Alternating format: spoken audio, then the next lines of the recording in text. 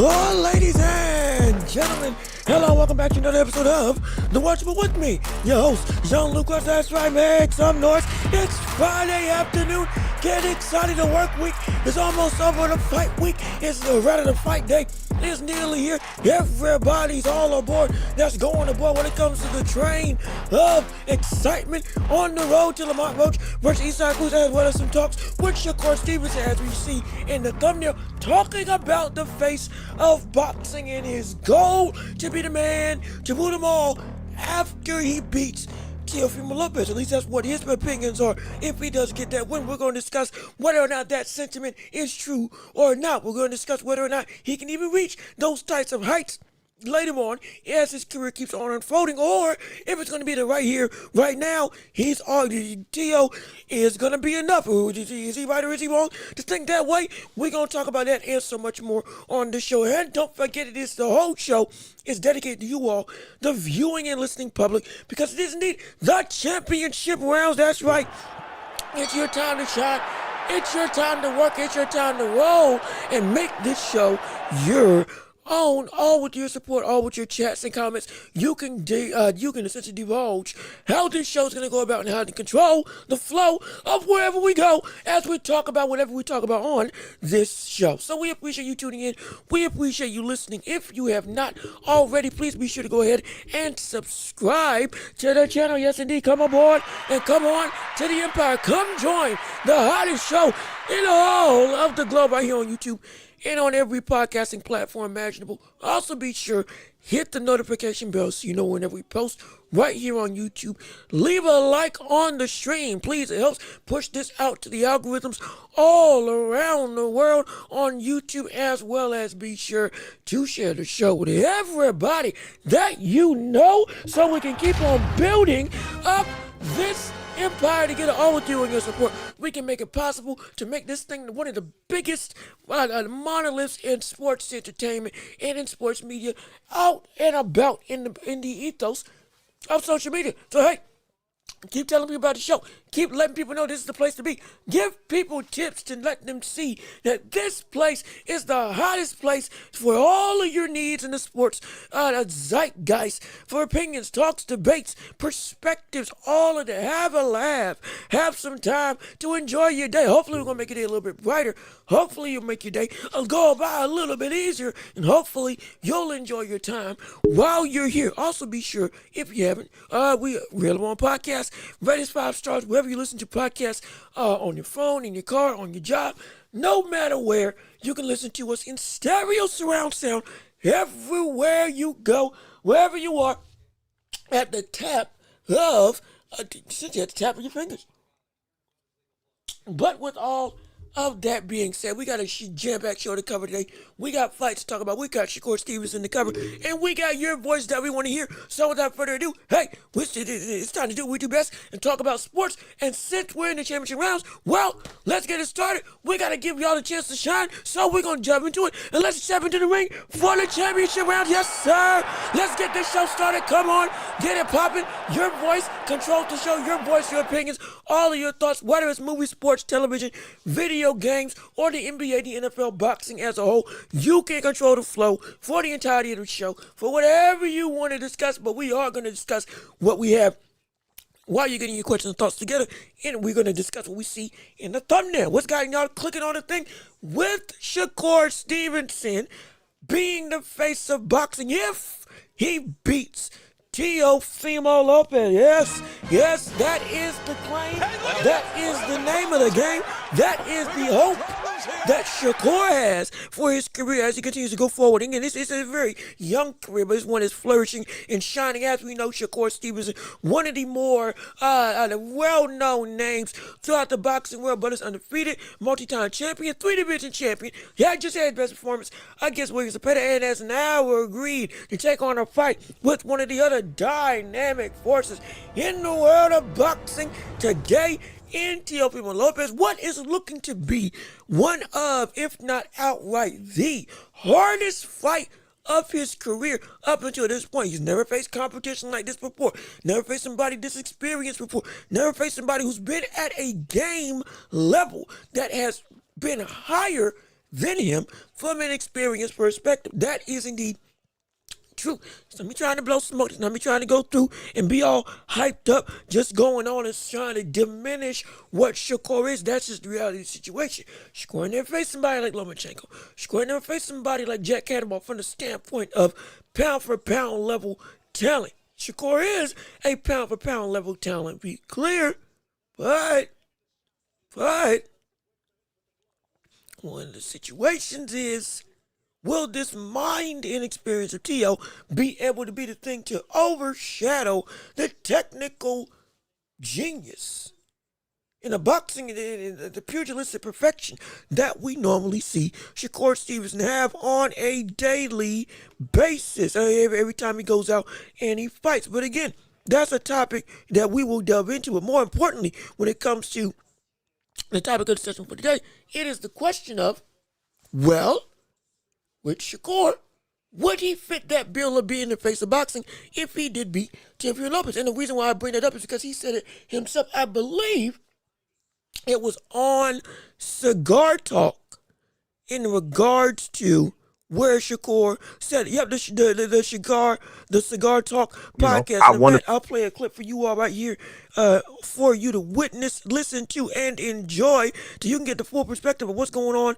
for the ether as well. Let me do the transition the right way, as if you're viewing us, as we go into picture in picture. There we go. Yes, indeed. I'll let you see what Shakur said himself about what he feels is going to be the adulation that would be deserved if he beats Teofimo Lopez. Oh, the volume ain't up. Hold on. There we go. Okay, this is what Shakur had to say. To be the best, I want to be the... No, the volume still ain't working. Hold on a minute. Wait a second. I'm plugged in right. face of boxing, etc. Hold on. Wait a minute. Hold on. Is the volume no? No, I'm not muted, right? Is this the fight that you... Hello? What's the guy? Wait a minute. Hold on. Hold on. Wait a second. I'm sorry. Hold on a minute. We got some technical difficulties here. Let me make sure everything's plugged in correctly.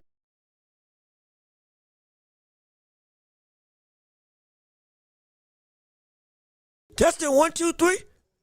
Testing. Okay. Y'all can hear me. Verdad, no me voy a rebajar. La existencia del organismo es el... The world's going on. Wait a minute. This is up. Everything should be, wait a second. Hold on. I'm sorry. Hold on. I do apologize. Everything was working before I got onto the stream today. I'm trying to figure out why exactly it is going awry. But like I said before, if it ain't gonna work, guess what? We will rock and keep it going. And I'll just explain and paraphrase what he said for the viewing audience. We're gonna try it one more time and see if this is indeed going to be what it's supposed. I know what. Doggone it. Okay, hold on. Let me let me try this now. El boxeador. Let's see if this. No me voy a rebajar There we go. Okay. See, you know what happened? I figured out I would have my computer plugged into my television because I was trying to watch the Lakers play yesterday and against the Raptors. And doggone, I was trying to multitask and I wanted to sit back and relax. So I pulled up my computer, got the thing hooked up to my TV, put it in the HDMI cord. Lo and behold, I left it in. I got to witness LeBron's streak get broken for the over 1,200 games, 10 points or more. My gosh, gut-wrenching. They won, but gut-wrenching nonetheless to see my GOAT all of a sudden look like, oh no. But it might not be the same anymore. But my stuff was plugged in. So let me try this again. We got it working now. And now let me let you see what Shakur has to say. And I do apologize for the technical difficulties. So here we go. Etc. Is this the fight that you feel like? I am. I'm that guy, bro. Yeah. I'm that guy, bro. I'm tired of even sugarcoating that shit. I'm that guy, bro. Yeah. There we go. Yep. It's okay. You just had to test it working. So here it is. You know, I want to be the best. I want to be the face of boxing, etc. Is this the fight that you feel like? I am. I'm that guy, bro. Yeah. I'm that guy, bro. I'm tired of even sugarcoating that shit. I'm that guy, bro. Yeah. I'm the guy. What's the guy? What is the guy? I'm the guy. I'm the guy that's gonna put asses in seats, the views, nigga. Everybody gonna tune into my fights. If we could act like Tio is the A side of this fight just because he got the belt. Yeah. Let's pretend because you got the belt. And I'm coming to challenge you for your belt. That's what it is right now. But truthfully, is he the A side? Like I'm the bigger fighter, bro. Popularity. I'm the guy, bro. Like I'm the guy, and after I beat him, bro, I'm the face, bro. I don't even face box, face. I don't want to hear from him, bro. I don't want to hear. Face. That's a. Are you facing that? Man. It depends how you beat him. The how matters. Bro, I agree. Anywhere I go on the planet, bro, everybody knows Shakur. Yeah. I go anywhere on the planet, bro. Niggas, Shakur. Oh, can I take a picture? I'm the guy, bro. Hold on, does that happens to you a lot? Like everywhere, bro. You outside, yo. Niggas could sit there and act in front. And like social media try to spin a narrative like, oh, I'm the guy, bro. I'm the guy. Out with the old, in with the new. I'm the guy. Yeah. But to beat the guy, you gotta beat all the guys though. That's cool. You gotta beat all with the challenge. I'm with the challenge. Starting with T.O. Yeah. Then who's next?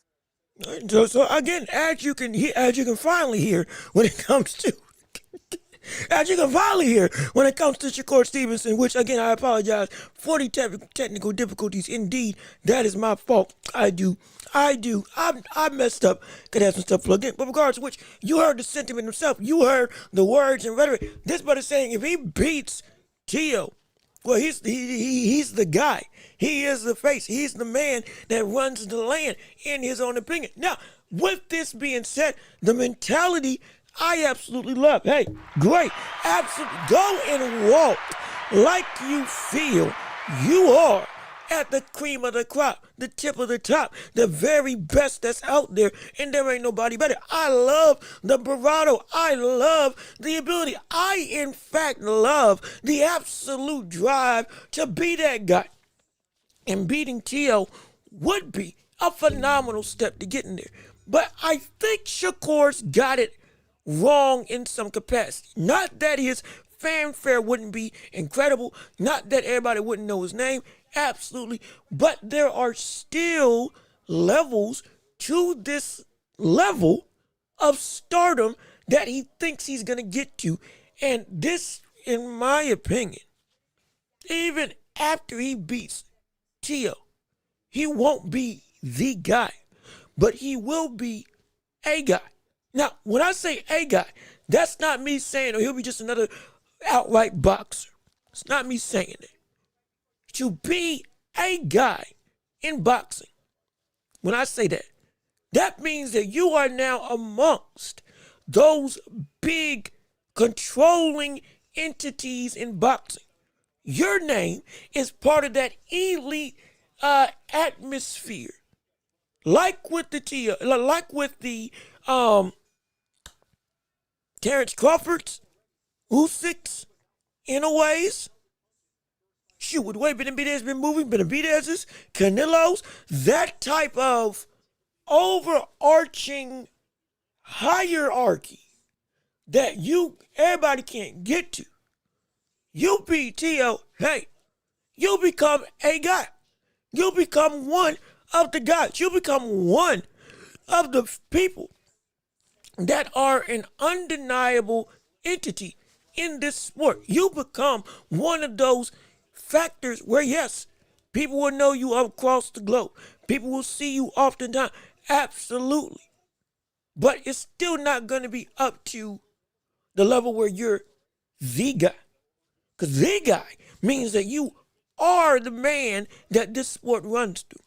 Your life force is the very essence at which this sport is breathing and living through. It was Canelo. Before that, it was Floyd Mayweather. And somewhat him and Pacquiao kind of traded throughout the times, with Pacquiao being multi-time fighter of the year. Then Floyd Mayweather began TBE, all that stuff. Phenomenal. Then it was Tyson. Then it was Sugar Ray Leonard. It was Ali. Roy Jones Jr. All of them have been the guy at one point in time. There's been other names as well, I understand. But the guy, all of them have been that. The unquestioned. Even if you want to say that there might be somebody on or above his level, from the standpoint of what it means to be the face, because that's what the guy means, the face. They were there. They were it. Crawford now is it. Crawford now is the guy in every capacity. Shakur would become a guy in that same atmosphere. He'll become one of the guys in that same stratosphere, or at least have the ability to say, hey, I deserve to be there. If he beats Teofimo Lopez, and especially how he beats him. Because it's not just about whether or not he beats him, it's how he goes about winning against Teofimo Lopez. If he goes and has an absolute classic against Teo, hey, yeah, helps bolster that claim. You become one of the great guys in boxing. You completely destroy Teofimo Lopez, you further that claim even more about you being seen as the guy in this sports atmosphere, the guy in this ethos of boxing. Shoot, you knock him out, all of a sudden now we got a whole new conversation. Wait a minute now. That would send shockwaves throughout the whole boxing world. Really bolster your case for being the guy, the face. But again, it's depending on how you perform. One. And two, it's also with the other stuff that you've done in your career. And right now, his career is phenomenal. His career is incredible. So again, 3-division world champion, has beaten people like Oscar Valdez, Jamal Herring, just beat William Zepeda in an absolute phenomenal fight. The best fight of his career, has been seen as one of the best technical talents that boxing has to offer. Is indeed a sublime tactician and mentally incredible IQ-driven fighter with ring generalship to boot. One of the best defensive fighters that we have in the world. We're not questioning his ability. It deserves to be seen as one of the best talents in the land. And if you have him pound for pound, guess what? I'm not going to say that you wrong to have him there. I'm not. He beats Tio and moves him up even more. But he wouldn't be the face. He wouldn't be the face. What would get him to be the face of boxing would be what he said in that last half of that clip with Cigar Talk on the interview. Not only will it be known, not only will it be seen, but then it subsequently afterwards, guess what? Now you'll see. He goes and he fights more people. To be the guy, you got to beat all the other guys. Hey, that's fine. After T.O., I'll face anybody else. Who's next? That's what will get you to that status. And it can happen. And there's a world of talent to fight against. If you're Shakur Stevenson, absolutely, of course, you still got Tank, who everybody wants to see him fight. You got the likes of Abdullah Mason at 135, who just became a champion. You got Floyd Schofield, who everybody still wants to see Schofield and you fight against each other. You got a bunch of other people at 135. You got even Lamont Roach, who while he is at 140, could come back down to 135 hypothetically, depending on the result of with Isaac Cruz. Or even if he does beat him, just say, hey, I still want that smoke, so we gonna do what we need.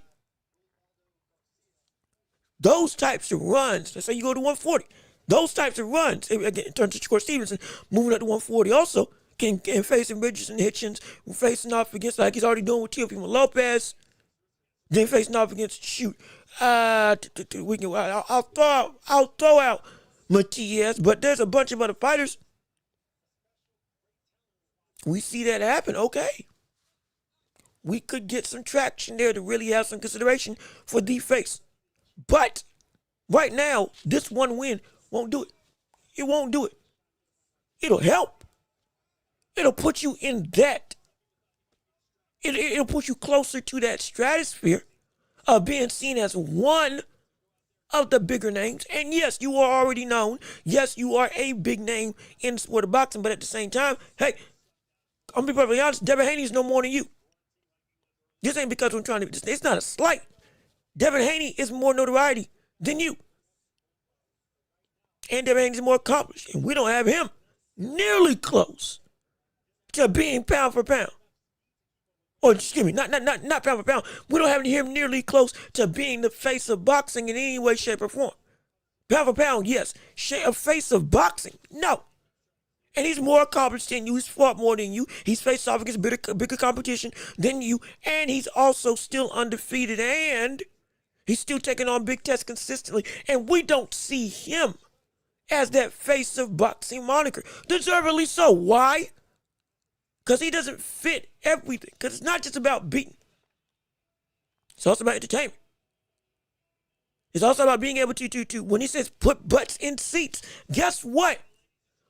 Most of the discourse with Shakur Stevenson has been, you don't entertain the masses. Now, that's not because his style isn't elegant and beautiful.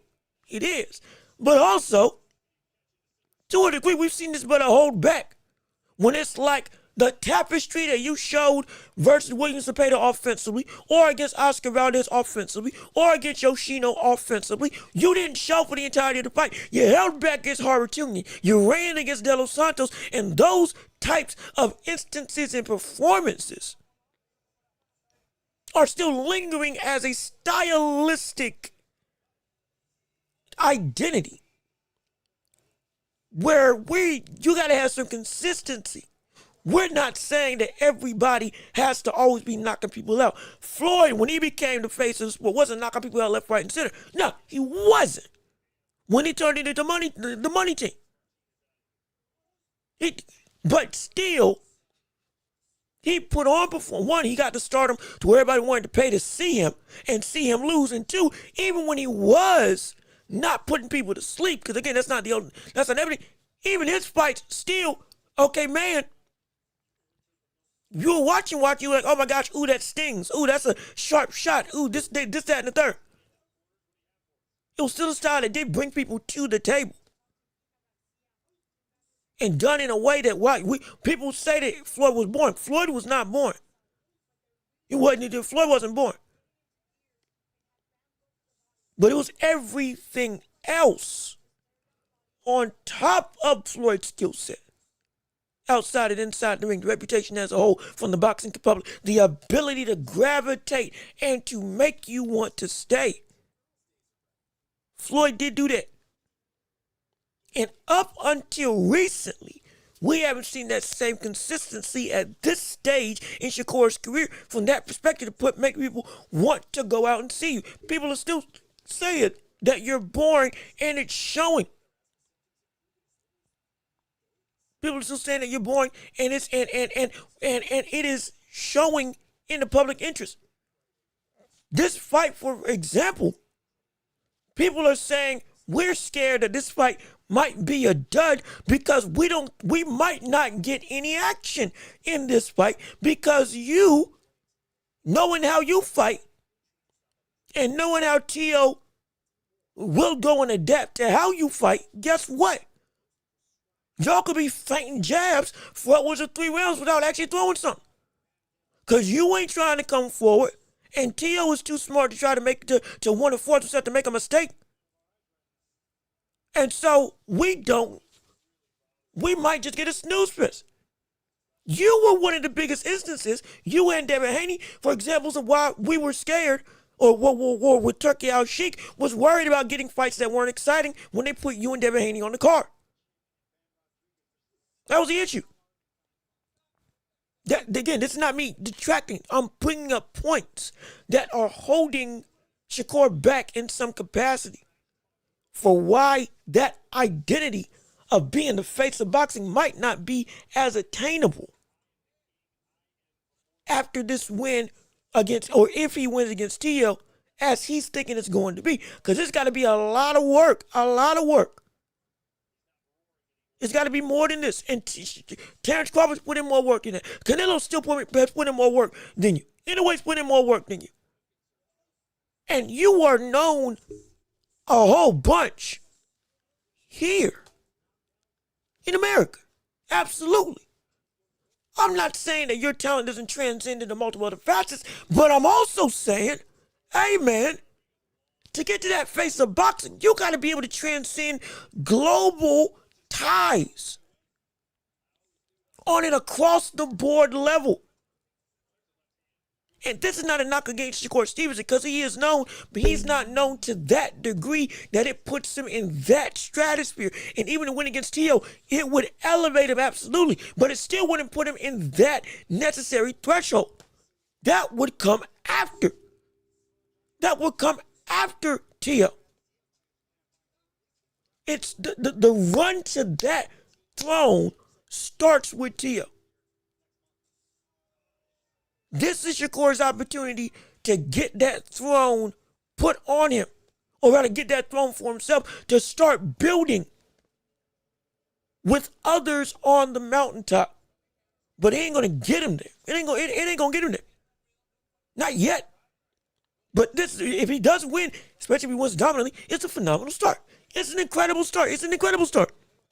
No question about it. But real quick, I have neglected reading you all's chats. I do apologize. Let me get to your chats right here, right now. I'm in Rhoda. How you doing? Good to see you. Thank you for tuning into the show. I don't think he'll be the face of boxing. His fighting style won't allow him to. And I can see it. And like I said, we've seen his fighting style be able to be exciting. I just roped off examples of fights where it was indeed, it got everybody buzzing. I don't think it's the fighting style isn't the main concern. Part of it is Shakur, and we don't know the consistency of how he's going to go about fighting. Like I said, him and Devin Haney share some similar situations where we have some of the similar concerns for how each of them fight. And then they come out and they show something great. Oh my gosh, hey, you fight like this all the time. Guess what? Everybody's going to want to see you. And then they don't. And they revert back to the thing that we're like, this is why we said you are not entertaining. It's not that they can't fight in a way that will get people to want to be consistently invested. But they don't all the time. Especially Shakur and Devin Haney. I'm using those two because we're using this as a comparison. And with Shakur, I'm not saying he isn't known. I'm not saying he isn't valid. I'm not saying he ain't got fans everywhere. I'm saying this one win against Tio won't put him there. It won't put him there. It's gonna have to be a lot more work. People won't tune in yet. They won't, because that stigma is still there. You can even beat Tio Lopez, but you're doing it in a way that everybody's like, I'm unhappy with. Guess what? The stigma still sticks, and the acclaim of reaching that goal doesn't get to the same heights that you thought it was when you're trying to be the pace. Let me see, because his fighting style is not fan friendly. Abdullah has more of a chance because of his fighting style. From a entertainment perspective, yeah, I can somewhat agree. Let me see. I need a Burr. What's going on with you? Hey, Burr, how you doing? Good to see you. Thank you for tuning into the show. I don't know about being the face of boxing and like can he get there? The question is, can he get there after T.O.? And then subsequently after, can he get there? Can he get there after T.O.? Or excuse me, can he get there if he beats T.O.? And if the answer is no, can he ever get into that legitimate conversation that he's one of the faces of the sport? And I'm not talking about just one of the big entities, which I think he will be, but I'm talking about one of the real conversation top three. This brother is one of the controlling entities of everything that the sports world has to offer when it comes to boxing. Can he be that? Reach the same heights as a Tank, as a Crawford, as a Canelo? That's what you got to get to beat the face. That's what you got to get to. And again, Tank is pseudo, but still he got to that level of everybody. He was always in that conversation, even if it was undeserved. Can he get to that conversation with a T.O. win? And if not, can he ever get there? That's the question that we're trying to ask. Let me see you. Hello, Jack. What's going on with you? How you doing? Good to see you. Thank you for tuning in the show. Yo, John, what up, my brother? Who you got for the fight this weekend? We going to actually talk about that more. So I got Isak Cruz beating Lamont Roach. Yes, I know. I changed my pick from earlier in the week. We did a breakdown of it yesterday. I got Isak Cruz beating Lamont Roach. I got Lara winning against his replacement. I think it's Johan Gonzalez.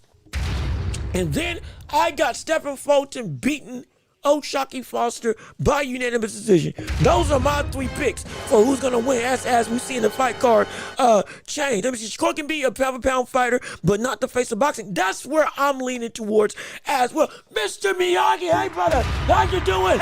Thank you for the $10 super chat. We appreciate it so much. We love it. We appreciate you. Alms to the empire yet again have been given to the cause of building up this monolith of a community bigger and stronger than ever before. Thank you so much. We appreciate it. Let me see. Salute, Jean-Luc. Salute to you as well. Let me shake my head on Fulton missing weight. Yes, I know. Shake my head on Fulton missing weight twice. Can't believe he blew the chance to make history for Philly as possibly the first ever 3-division champion from the area. Man, between Janabek popping, Laura having to get a replacement. Now we got Lamont Roach popping dirt. If you didn't know, not Lamont Roach. Excuse me. With Fulton missing weight and not being able to become champ, it is oh my gosh. This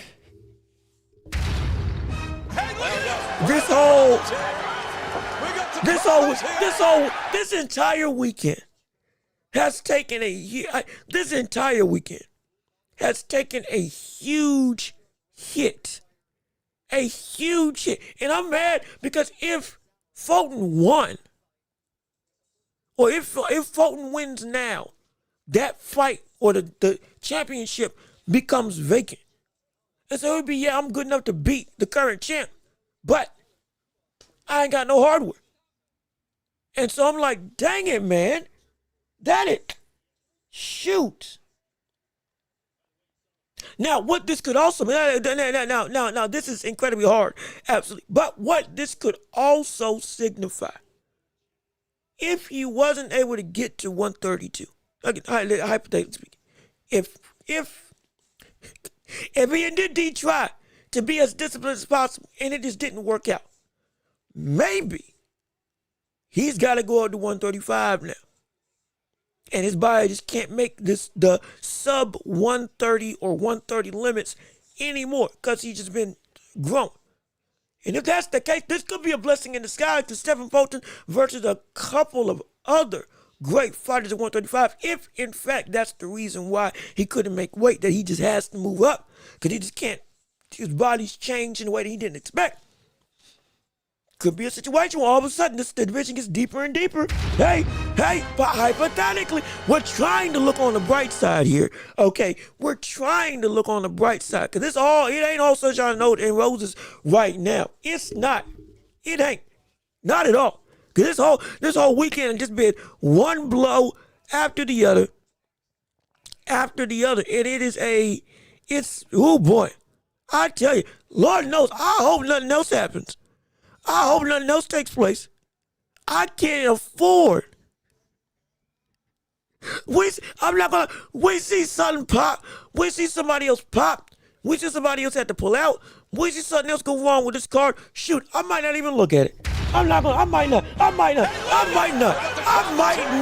If it keeps going in this snowball type of effect, 'cause this is getting ridiculous. This is legit getting ridiculous, man. Oh gosh. And this ain't his fault. This unprofessional. He does this each time, and oh gosh, it hurts. It does sting. It does indeed sting. What you think about the WBC convention announcement? I think we discussed that. I think we touched on some of the major ones yesterday with some of the fights that had gotten announced. A lot of news that we had discussed yesterday kind of intertwined with the same announcements that the WBC was making. Oh, speaking of WBC, I gotta make sure I play that clip of what Suleiman had to say in reaction to Terrence Crawford and that whole debacle with him not paying the fees yesterday. Let me see.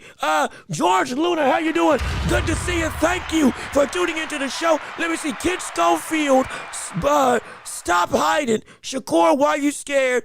Mr. Face, excuse me, I'm sorry, Mrs. Face of Boxing. How you like them apples? And it's now, hold on, now, this is a lie. There's a lot of energy right now in this.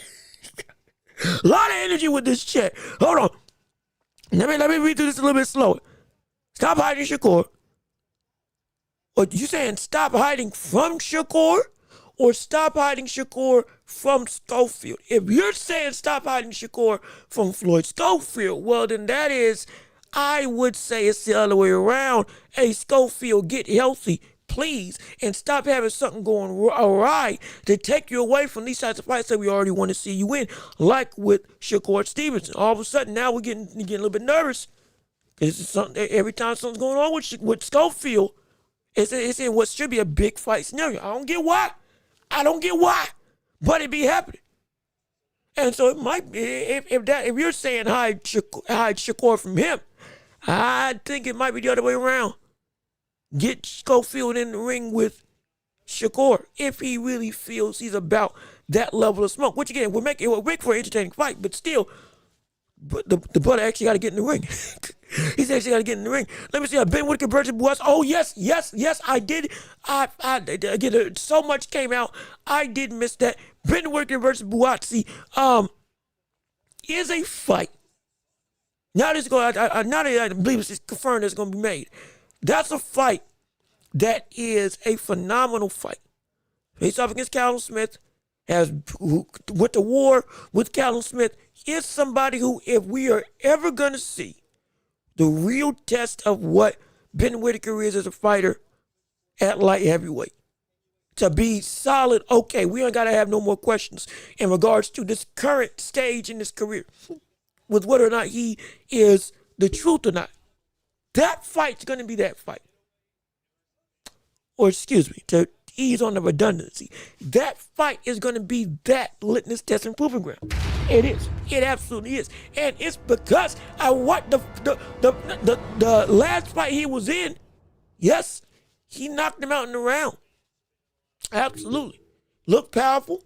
He wasn't, he was still talking to the corner, talking to the crowd, but it was more so still centric and driven with getting the task at hand.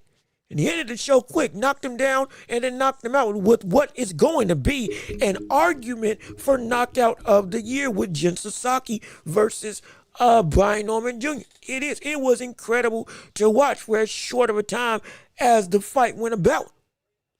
But at the same time, with all due respect to the opponent that was against him, it was clear-cut, like outclassing. Clear-cut outclassing. For the standpoint of that level wasn't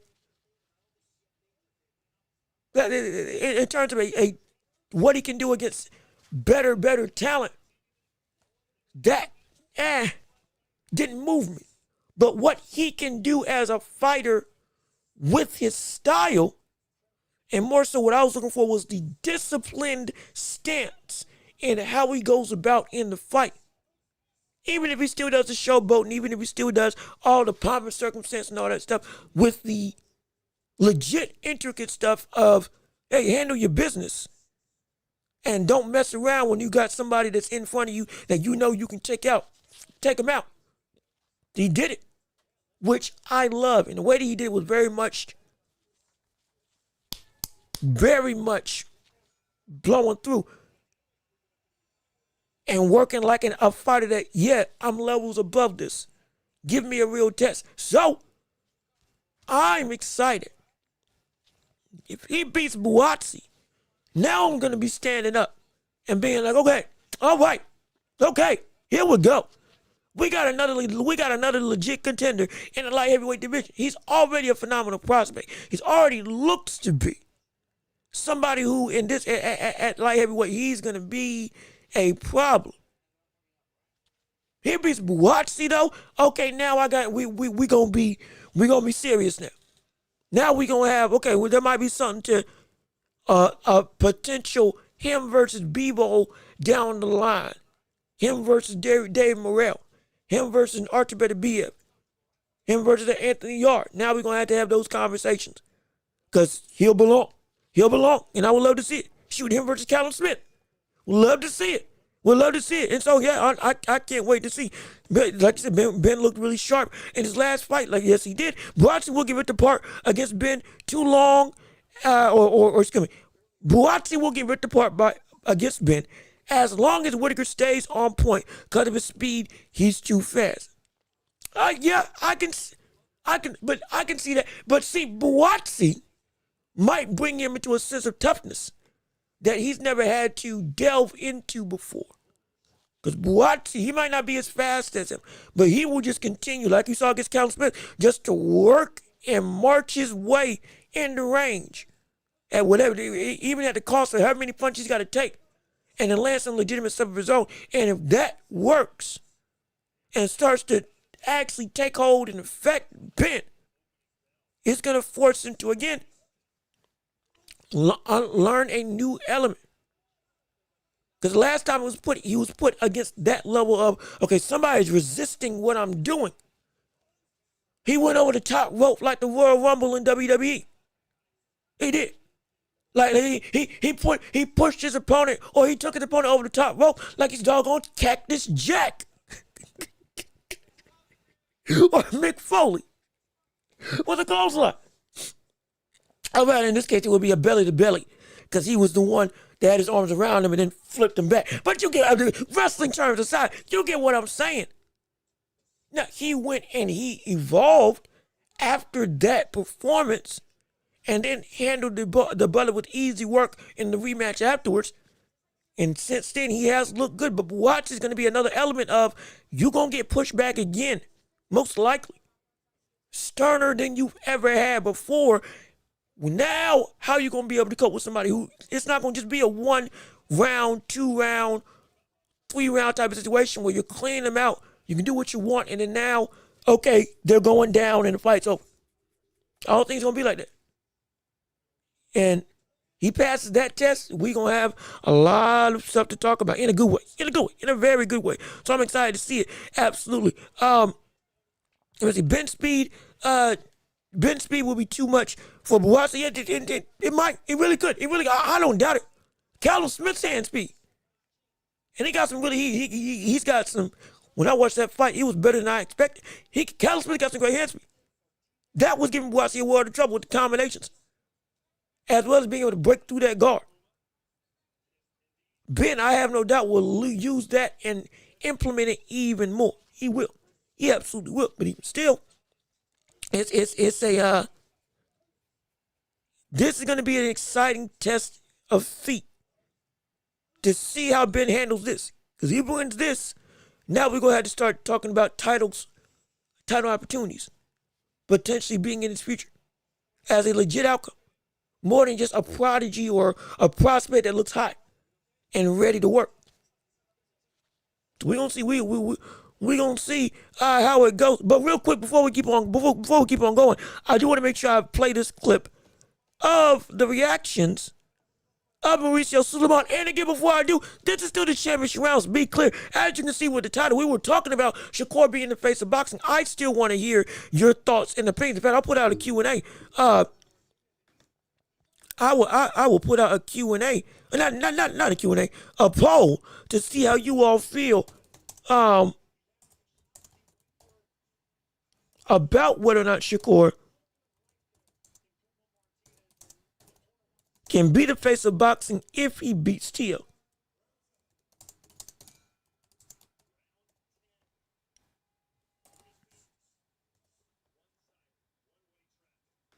Let me see. I'm trying to make sure I spell everything correctly. Nothing there. Yep, yes, no. We're gonna see how y'all feel. I want to see how y'all's opinions are as time goes on. But real quick, while we're still going through answering the question, I still want to hear your thoughts on all of this. I do want to make sure I play that Mauricio Suleiman clip to see how exactly Suleiman has reacted in regards to Crawford potentially shaking up the whole status quo of the boxing entities with the belt commissions, as we've seen. As we talked about yesterday. Let me see. I need to see the Cardenas versus Nakatani sparring. I would love to see it. I would hope they release it. I haven't seen it, and doggone it, I want to. I want to see how Nakatani handle Cardenas in sparring. I want to see how Cardenas has grown since his fight with anyone. I would love to see that. Hopefully, I can. If I can find somebody leaking it, hey, I'll show it. I'd love to see it. You join Cardenas, that's a banger fight right there. Yeah, that's a fun. Oh, that would be a joy of a fight to watch. Absolutely. But before I get too lost in the sauce, let me do what I'm supposed to do. Let me play the clip. So hold on. Let me go back to picture in picture. Let me pull up the clip and let me actually play what Suleiman had to say in regards to his reaction to Crawford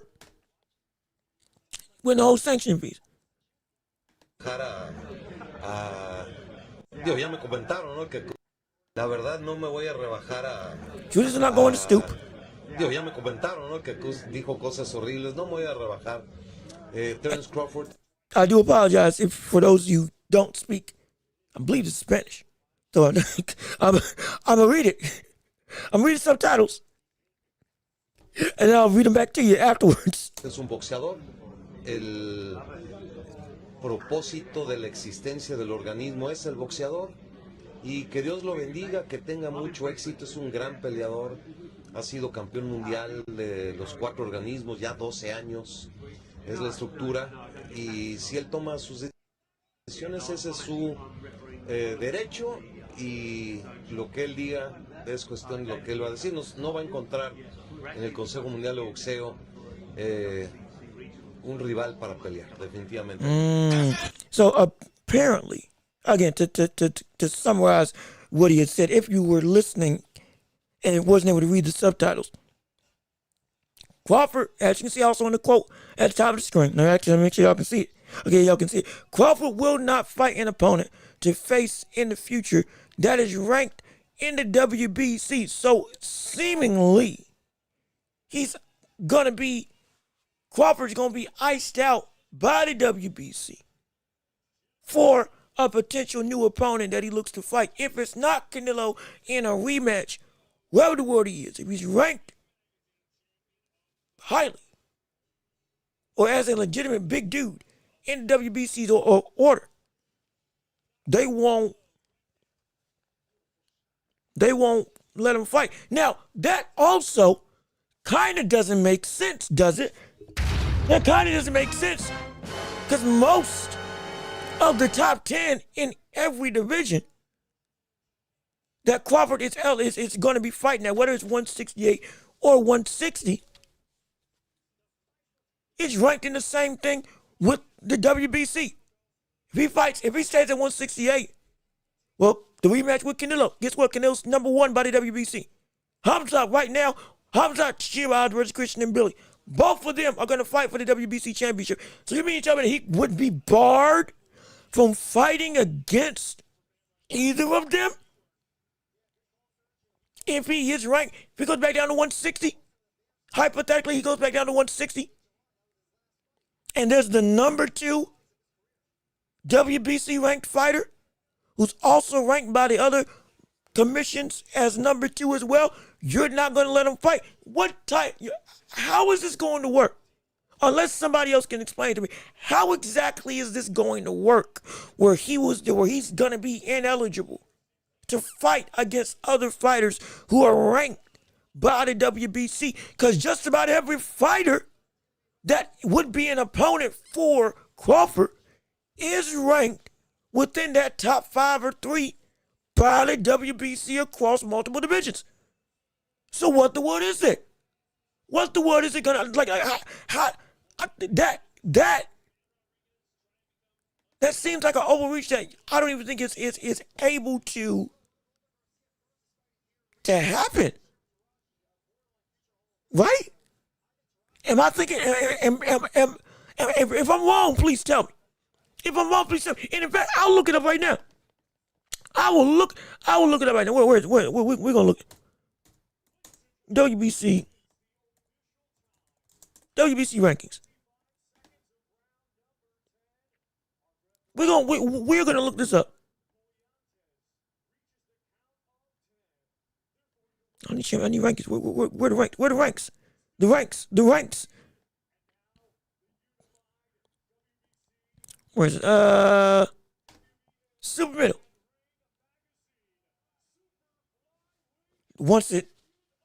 If it ever loads up. There we go.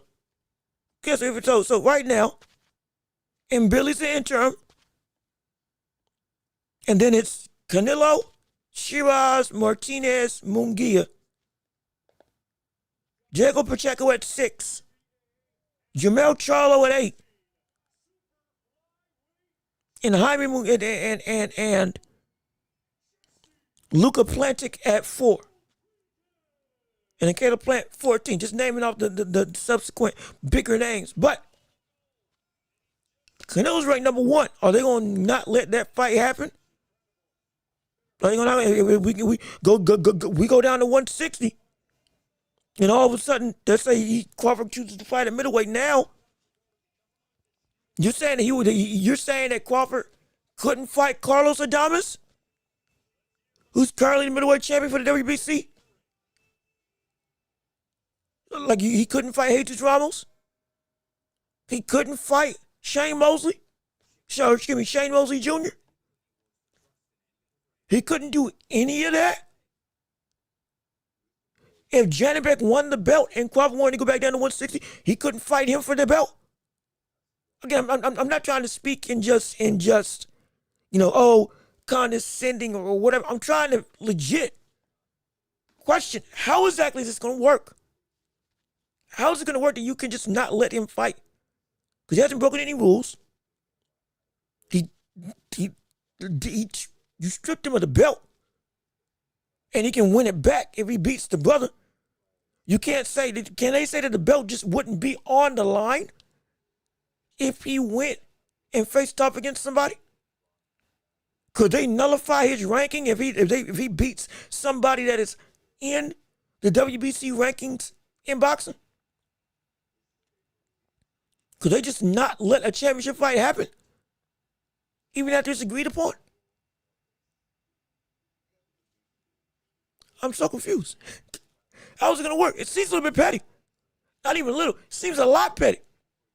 And it seems a lot so this is now it's staking claim, trying to stake claim, or rather statements trying to be made and claims trying to be struck on each side to show people, hey, you can't just do what you want around us. You got to follow how we do stuff. That, when people start doing stuff like that, guess what? Normally the fighters on the other end are right in most capacities. So I'm telling you, the drama's gonna keep on picking up more and more often. Do you agree with Crawford saying Manny Pacquiao was on PEDs? I don't, because my recollection, he never popped. And I think we went and covered this like a year ago.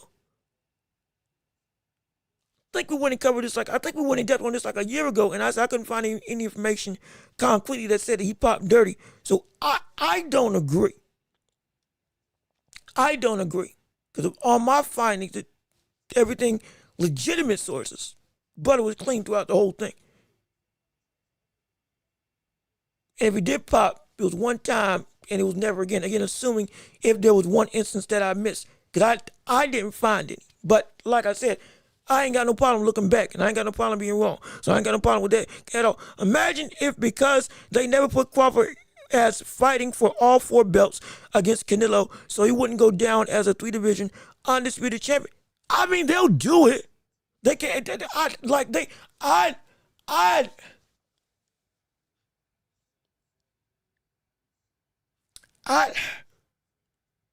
hard for to say I couldn't put it past them. Because if you look at the part of the things with the belts, like they can kind of do what they want to some capacity. And this goes back to why, when it comes to what gets put back into the sport by the fees and whatever, it ain't balancing out with the power that these belts have over the fighters that have the belts that won them. It ain't balancing out. Like, it could be a situation if Janibek became undisputed at 160, Crawford came back down, all of a sudden, could they just say that the WBC belt just is not on the line? And say that this belt is not going to be up for grabs for this specific fight? And every other belt will be on the line except for the WBC? So Janibek will walk in as WBC champion, and if he loses, he gets to either walk out or the belt just becomes vacant. Can they do that? I don't know. I'm just throwing out options because this is unique territory. Because this ain't like a situation where somebody did something wrong and got banned.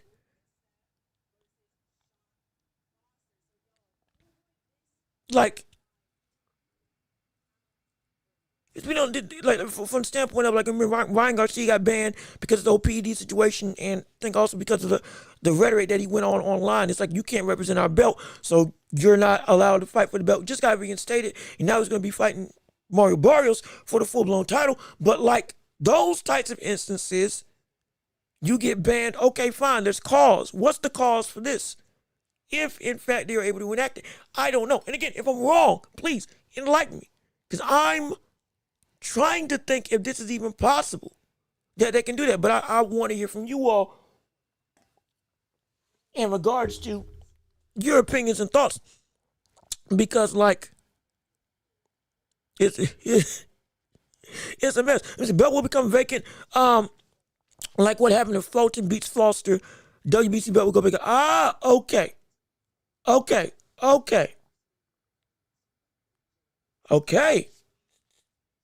So it would only be on the line for Janibek to win in this type of situation, if it went this way. And then if Crawford won, it would become vacant.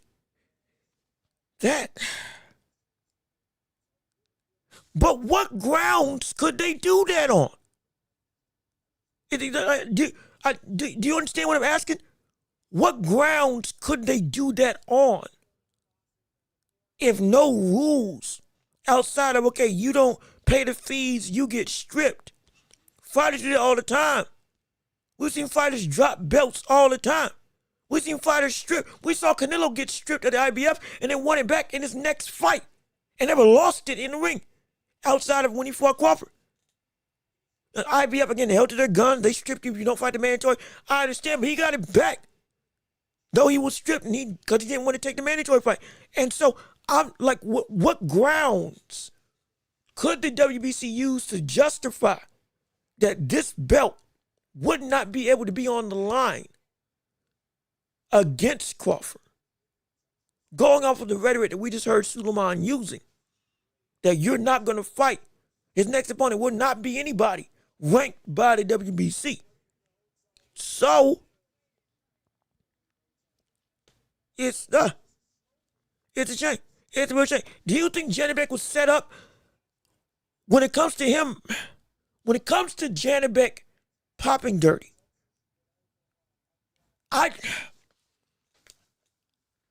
I'm of the stance that Janibek, he wasn't set up, but somehow, either somebody messed up on the vitamins and supplements that he was taking, or one of his things was legit contaminated, cross-contaminated with some other form of whatever the word the drug was, that happens more often than we realize in the industry of supplements as a whole. There should be stricter regulations on how those things are processed and made. There should be stricter regulations to make sure that stuff is indeed, if it has these types of ingredients, it is going to keep with these types of ingredients, and you don't have to worry about getting traces of other stuff in vitamins or foods or supplements, whatever you use to be able to be what you need to be. When they're legal and all of a sudden you still popping, all of a sudden, well, I thought I did everything right. We have seen that before. We have. Adjacent to Ryan Garcia, I don't think he was set up, because also I don't think he's popped dirty for his entire career. I don't think he ran into any problems. I'm not gonna put it past him. Oh my gosh, he actually tried to cheat. Well, there you go. But I'm also gonna say track record shows I don't think it was genuine that he tried to mess up, and I don't think anybody in his team would try to set him up or sabotage him. I would hope not. Unless it's like who was that trainer that was it Panama Lewis?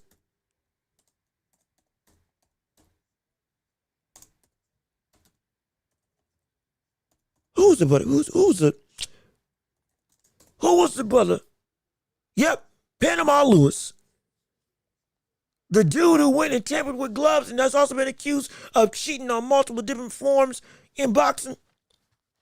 Oh, died in 2020. But like, it was a famous fight where he loaded gloves with Louis Retzo and put somebody in the hospital. Incredibly infamous. He might try to pull something like that to sabotage a fighter. But I don't think anybody else around Janibek or against Janibek would do that. He's a scary brother, but I don't think somebody would go that far, at least today. If they did, well, hey, my gosh. My gosh. It's a shame. Let me see. You pay to play, you don't pay twice. Why should they ever trust he would pay again? Well, see, the issue is, well, how do we say this?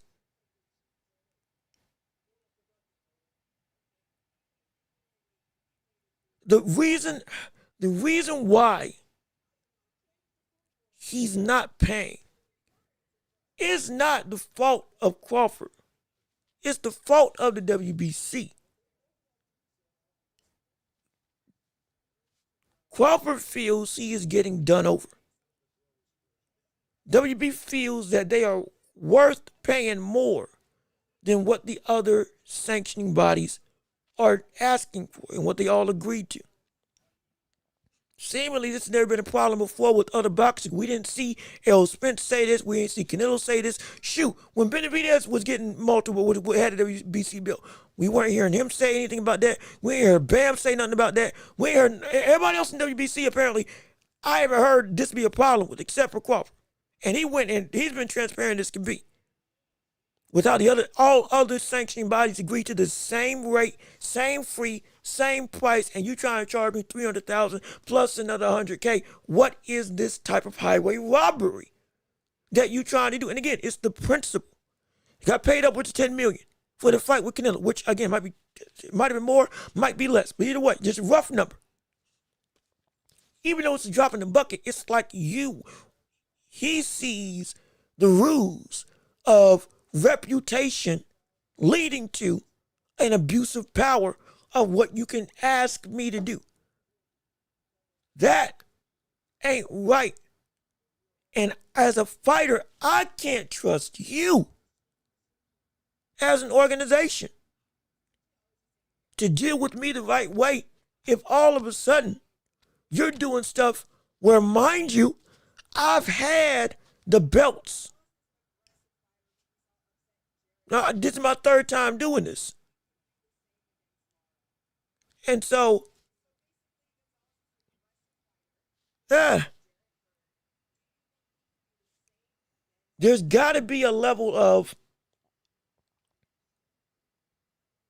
almost like a bridge of faith amongst each. And I get it.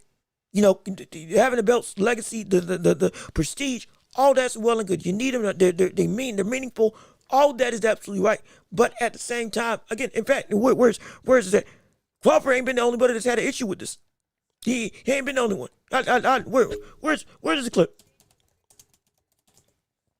He ain't been the only one that's had a problem when it comes to the belts as a whole. We brought up Errol Spence had an issue with it. We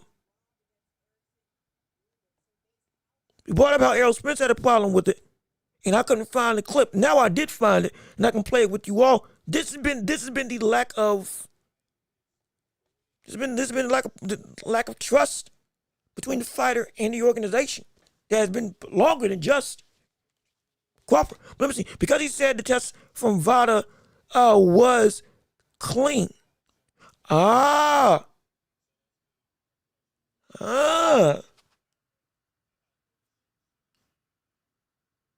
Jenny Beck was saying the test from VADA came back clean, but still came up with an adverse finding. Maybe he was. Again, I'm not one for conspiracy or trying to say that somebody is trying to undermine everything. But I will say, with the amount of, especially over the last 2 years, with the amount of stuff that's gone awry, the amount of stuff that has gone awry on a huge scale, it's like, oh shoot. I can't put it past nothing right now. Let me see. Crawford got real boozy after the Spence win. He knows this was he's known this for years, and now it's a problem. Well, here's the thing.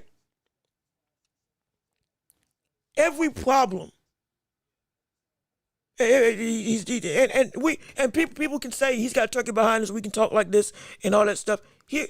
And I can only speak from the timeline that we've been following here on this show. I'm not trying to act like I know everything, but we have been. We do this show every 3 days out of the week. So we have been you can watch this show as kind of a documented time capsule of how stuff has taken place in the boxing world and the sports world as a whole, which, hey, I think that's pretty cool. Hey, I think that's pretty good on my part and good on us as a community.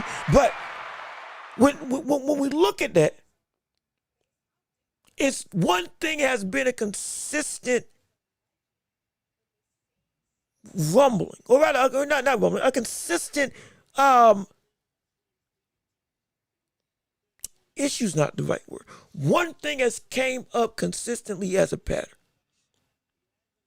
Every problem exists, but every problem doesn't show up. But just because a problem doesn't show up around you doesn't mean that it's a problem. And for some people, it only becomes a problem when it does indeed happen around them. With how we know Crawford operates, the brother has been a transparent person. With that being the case as well, like I'll play in the clip right here, he has heard of the things that are wrong with these belt commissions, the IBF or the WBC or anybody else, straight to his face by Terrence Crawford, and again, or by the likes of Errol Spence. And I'll play the clip right now, like I said, I was going to use to further to further the point that I'm ultimately about to make. But listen to what Spence had to say about all this. We getting 3% to these organizations. I mean, we gotta know where this money going to. I mean, a lot of times they getting, man, you got Canelo and Josh and all these guys, you know, making $50 million, and these belts getting 3% of that. Where is it going to? How is it helping the fighters out? What are they doing with it? Mind you, and as you can see, that's Crawford on stage. So you're right. So he's been in the ins and outs of the issues involving any of the belt commissions, and that's just one of them. Mind you, that's just one of them. That's just one of the problems. But in the larger scheme, nothing had been done wrong to him up until that point. 3% working like it's supposed to work. Okay, we cool. Again, the core issue that I'm trying to drive in, that is what Crawford said himself, is why this stuff now is a problem. Forget Turkey being behind him, or forget Turkey, being in what people say in his back pocket or whatever the world is going on. We can throw Turkey out the window. The root is, brother, you're asking me for more money than all these other commissions. You weren't doing this before I fought Canelo. And now when I beat Canelo, who was your biggest cash cow for the belt that he held that was synonymous with you all, now when everybody else agreed to the exact same thing that I had when I had belts in other divisions, same 3%, or whatever the world the rate was, everybody else was fine, and now you are coming in and trying to throw your weight around because of prestige and reputation after the biggest win of my career, to make it seem like, or essentially to operate as to say it's an honor to hold these belts, and you should be grateful that you have this belt, so pay us more than you're paying them. Whether Turkey's behind Crawford or not, the brother would have had a problem. The brother would have had a major problem. Major problem. This is without the person there, or without the backing of a promoter. This is it's an outright issue. That is objectively a situation that's a problem. Like that. That's right. Let me see. But he didn't apparently pay for the Madrimov fight. Though that's the point. Okay. Hold on. Wait a minute. New information. All right. New information. Let's look it up. Let's look it up. Like I said, I have no problem being wrong. This is new information. Let's look it up. This is why I wish I had somebody. I wish I had a team around me so we could help validate all this stuff. Crawford didn't pay for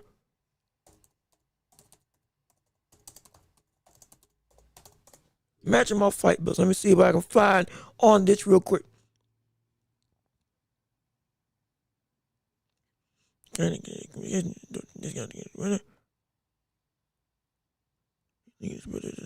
looking, hold on, it's loading up. Where is the article? There should be an article on ESPN, right?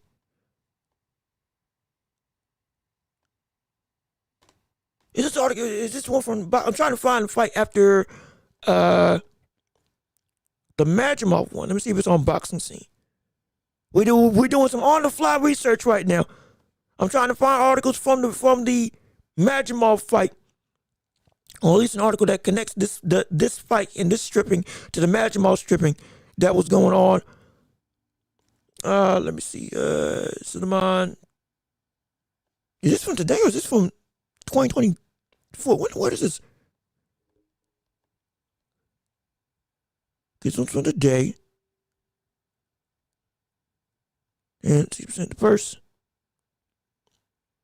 90, 59, close payment around.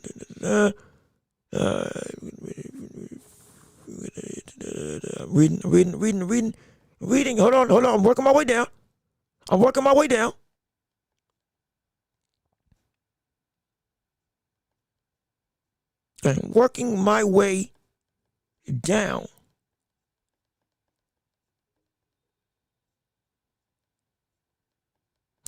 Okay. All right, see here. Let me see.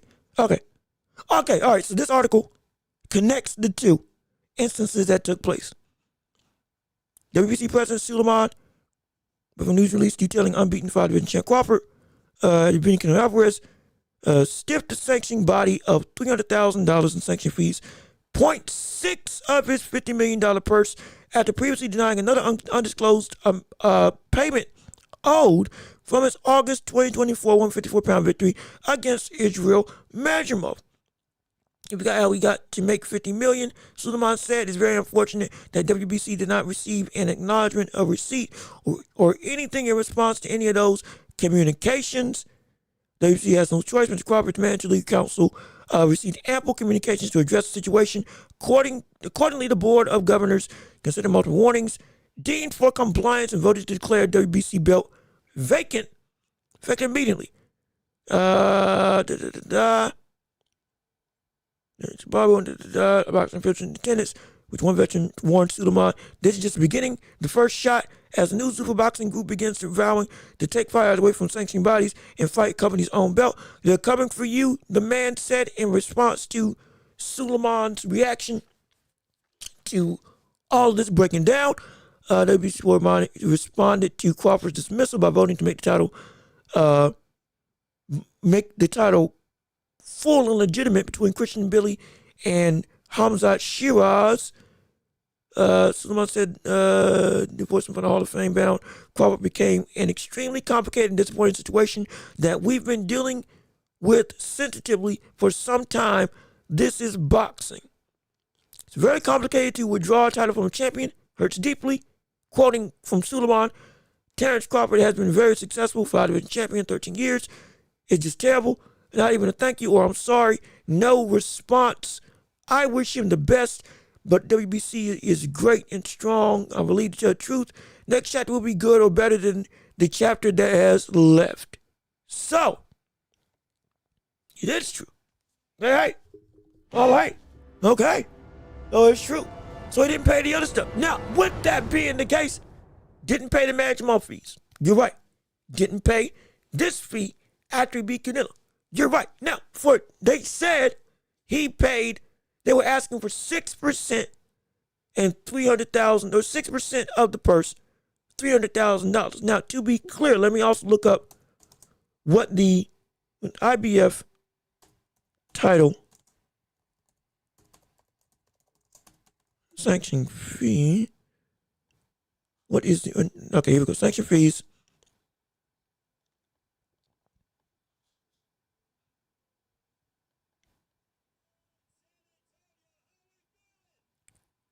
Okay, let's see. Okay, world titles. I'm gonna show, I'm gonna show you, hold on, okay, let me see. Hold on, before I read it, we got people in the chat. Tony, what's going on with you? How you doing? Good to see you. We're gonna get back to the Shakur talk. Be clear, we're trying to uncover if Crawford not paying the sanctioning fees, getting stripped, and the drama with him and WBC, if it's valid or not. So we're going through that a little bit right now. If you stick around, just give it 5 minutes. We're gonna address back the instance. We're gonna address back the instance of doggone it, lost my train of thought. We're gonna address back Shakur Stevenson. Let me read what you gotta say. Shakur never be the face of boxing, and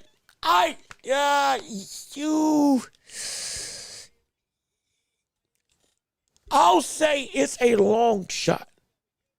He will be a face in boxing, a big face in boxing. But I don't think he'll ever get to the face unless he goes on an absolutely ridiculous type of run. He can, but it is, again, it's going to have to be something great. You just got to put on some performances that really put butts in seats on a consistent basis. He'll still be known, but it takes more than just the win to get you. It's also how you win that propels you there as well. And so it is a shot that he can. It's just a very lofty goal. It is a very lofty goal. It's not that's what I'm saying. That's what the extra 100K was. Let me see. Also, apply 6. I'm trying to make sure I catch the chats. We're trying to do research and catch the chats and make sure we cover everything under the sun. So I do apologize. I'm not trying to just jump from here and there. I'm really trying to make sure. We're trying to do some detective work here on Terrence Crawford and get to the bottom of this whole situation with the fees. So we can all be on the same page. But I do want to hear what you all got to say. Let me see. Ply, he can be the face of boxing, or he can be the face of Star Wars. Like an Ewok. See, we ain't gonna get on his looks. We ain't gonna get on nobody's looks. Like I said, he got his teeth done with all the money that he made from the last fight. Got his teeth done, got some new iced out stuff.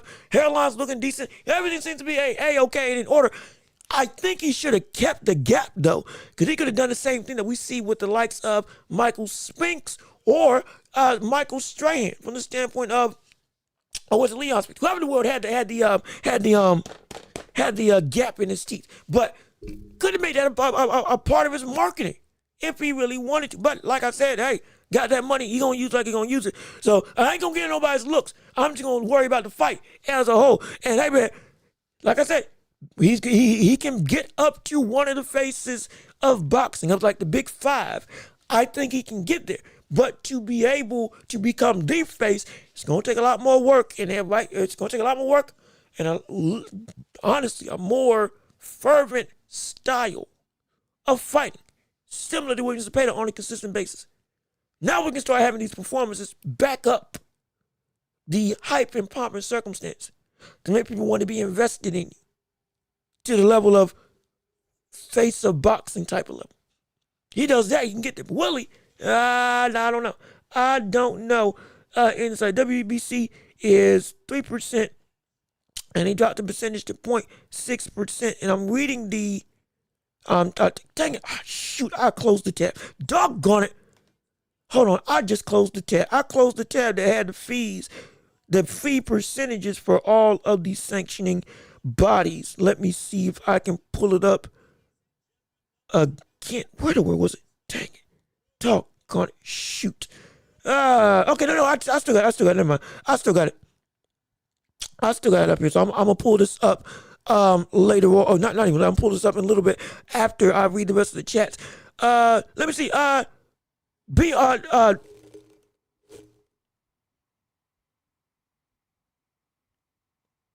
Maui, BR Maui, what's going on with it? My bad, I had to look. I had to look at the name real quick because I got thrown off for a second. But hey, how you doing? Good to see you. So glad that you're back with us on today. It's a joy to have you on the show with us. All of a sudden, my see and trying to search everything. When I done messed up, my chat ain't popping up like it's supposed to. Everything's going around. See, this is why I see. You see what the sanctioning bodies do. You see what these belt commissions do. They make everything all harder than it needs to be. And all of a sudden now, I'm struggling to get my chats popping up on the screen like they're supposed to. We still see what you got to say. We still want to hear your voice and your opinions and your thoughts on everything involving the world of boxing and beyond. So let me read what you got to say real quick. Salute to you as well. Glad you're back. Hopefully you leave a like on the stream. Hopefully you're commenting on the video. Hopefully you keep on, if you haven't already subscribed. And hey, you want to give us support the show? We got Cash App and PayPal. Links down below. And gifts and chats and all that stuff, whatever the word you can do, would mean the world to me. But either way, shameless plug. Shameless plug. Let's get back to what you got to say. Can Kerr be the face of boxing? It's possible, but in my opinion, not very probable. So yeah, that's where I'm at as well. When it comes to the idea of Shakur reaching those types of heights. And again, Mr. Miyagi, we're going to get back to, I'm trying to play both sides of the field here, trying to talk and then cover everybody. We're going to get back to the fees that all the other commissions pay. I found the list for each of us. We're gonna pull them up and go through them and see how this all matches up. But regardless of which, let me make sure I do keep the people do want to talk about what's going on with Shakur. And I ain't gonna hold the views back. I'm gonna give the people what they want, and I'm gonna still say what we need. So but for real, Shakur has the ability to be the face. It's just gonna take a lot of work. It's gonna take a lot of work.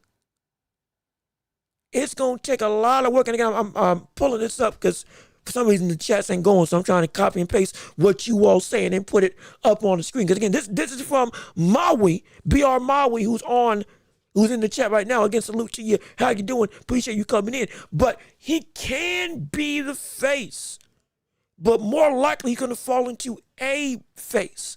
One of the 5, one of the 10, however big your list of faces of boxing are in the sport. He'll fall into one of those names eventually. But again, Devin Haney is a bigger name than him right now. That's not a slight. That's just the truth. And because like he's got to really do some insane, not just work, but performances to get more than just people talking. He's got to encapsulate the globe. He's got to encapsulate the globe. That's not an easy thing to do. You got to put on something that puts everybody on notice. You got to get yourself to a platform where it is so undeniable that it's like, okay, hey, we can't talk about this sport as is without you being in the mix. You control the flow of conversation and the very thought of what this sport is when it comes to boxing. It's you. Because I'm not saying he's very well known, but there are people that don't know who Shakur is. There are people that don't know Shakur as a fighter. I cover fighting for a living. There's people in my family that don't know who Shakur Stevenson is. And they know I cover boxing. And they try to keep up with it. Or if they think of Shakur, they're like, hey man, what's his name? What's his name? The brother with the gap in his teeth. I saw him. He's really quick. Really quick. He uses that Philly shell. Like you gotta we're talking about from a casual perspective. I'm not trying to say in a disrespectful manner. I'm not trying to say, excuse me, in a disrespectful manner. From a casual perspective, he is not at the level where the face of boxing would be at. Where even if you don't know the sport, you've heard or you recognize the name of somebody like a Canelo, a Terrence Crawford, shoot, and Anthony Joshua. In this case, again, I keep bringing it up, Devin Haney has had more consistent rapport with the argument for face of boxing because he's been amongst the global identity. He's more out there. Now, he's fought more. I get it. He's older. I get it. He's had more time in the sport. Understandable. Beating T.O. does not mean that it is just a ho-hum type of feat. No, it's insane if he beats T.O. at 140. It is phenomenal if he beats T.O. at 140. It would be incredible. But at the same breath, that's not going to be enough to get you elevated up to where you need to be able to have that golden chalice of face of boxing level royalty on your head, around your neck, and laden all across your body with gold and jewelry and all that stuff from a notoriety standpoint, from an identity standpoint. It's not going to be enough. It ain't. It ain't. If that was the case, Kambosos, after he upset T.O., shoot, would have been, oh my gosh, one more win and he's there. But it wasn't. Even Teofimo Lopez, after beating Lomachenko, At that point in time, the best boxer in the world was ranked number one by most pundits, experts, and the Ring magazine, and most fans as a whole. And he beat him. And I think it was during the start of COVID. In COVID, excuse me. But that was incredible. And even he, off of that platform, elevated oh so much, but he was still, the highest he got to was a face in boxing at his best. But as much as the takeover kept on going, that buddy was getting notoriety left, right, and center. He was. He could talk. He was doing interviews. He had a personality. He was brash, all that. And he still didn't get that after the biggest win of his career against the best fighter in the world. He still never got that moniker of you're the face of the sport. He still never got it. Still never got it. Anthony Joshua was still running the table at that point in time. He had a better claim. Canelo was still Canelo at that point in time. Deontay Wilder, even in the States, had a closer potential opportunity to be one of the more known figures in the entire sports globe than Teofimo Lopez. Tyson Fury. This isn't me. Again, this isn't a slight. What it takes to get to that standard is a lot. And sadly, one fight with Tio ain't going to be the thing to do it. As much as he may feel it may. He's going to be in for a rude awakening. Shakur's going to be in for a big surprise. He's going to be kind of shocked. He'll still get the notoriety, but the respect that he thinks is going to come his way is going to come his way. But it's not going to be in the way that he thinks. Or it's not going to be at the same crowning environment that he thinks it should. From the standpoint of, okay, you beat T.O., here you go. Here's your crown to rule the world. Here's your scepter to point down at the rest of the boxing globe and say, hear me, I'm the man, and there is no other. Shoot, the very buddy that you working with right beside Terrence Crawford, but he still holds that he still holds that scepter and that crown. Shoot, that scepter's a doggone mace, because he's destroying everybody in his way. Come challenge me if you dare. That's how he's doing.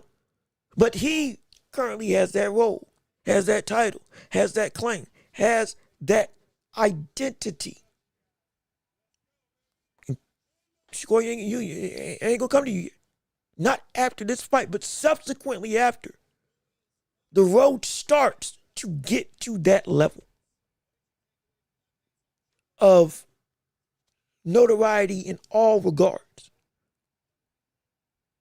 The synonymous nature with the sport itself, where you and everybody who don't know the sport still knows who you are.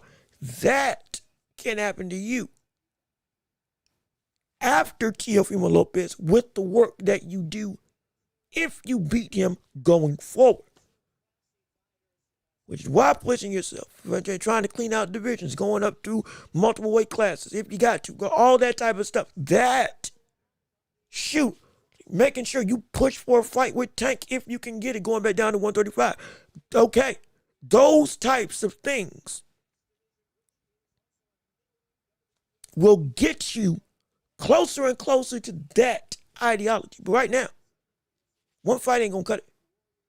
You can make it in spite of your style, but it's gonna be some work. It's gonna be some work. It's gonna be a lot of work. I guarantee you. It's gonna be a lot of work. But again, going back to the conversation with Mr. Miyagi, as we are still, again, it's still the championship rounds. We still going and talking about what you all want to say and how you all are going about. But be clear, I do want to make sure I bring up this. Where's that? I think I have this. I believe this is right. Nope, that ain't right. Hold on. That ain't right. Y'all got me. Okay, there we go. Okay, this shit. Nope, this ain't right either. Hold on. Wait a minute. Wait 1 second. Hold on a minute. Good God. Hold on. Wait. Stop. Please. We got some problems here. My computer's going on the fritz. Everything that I'm trying to load up is either closing out or moving left, right, and center. Oh gosh. Okay, we're good now. All right, we're good. We're okay. We're back on track. We're back on track. We're good. We're good. We are okay. Here is so when it comes to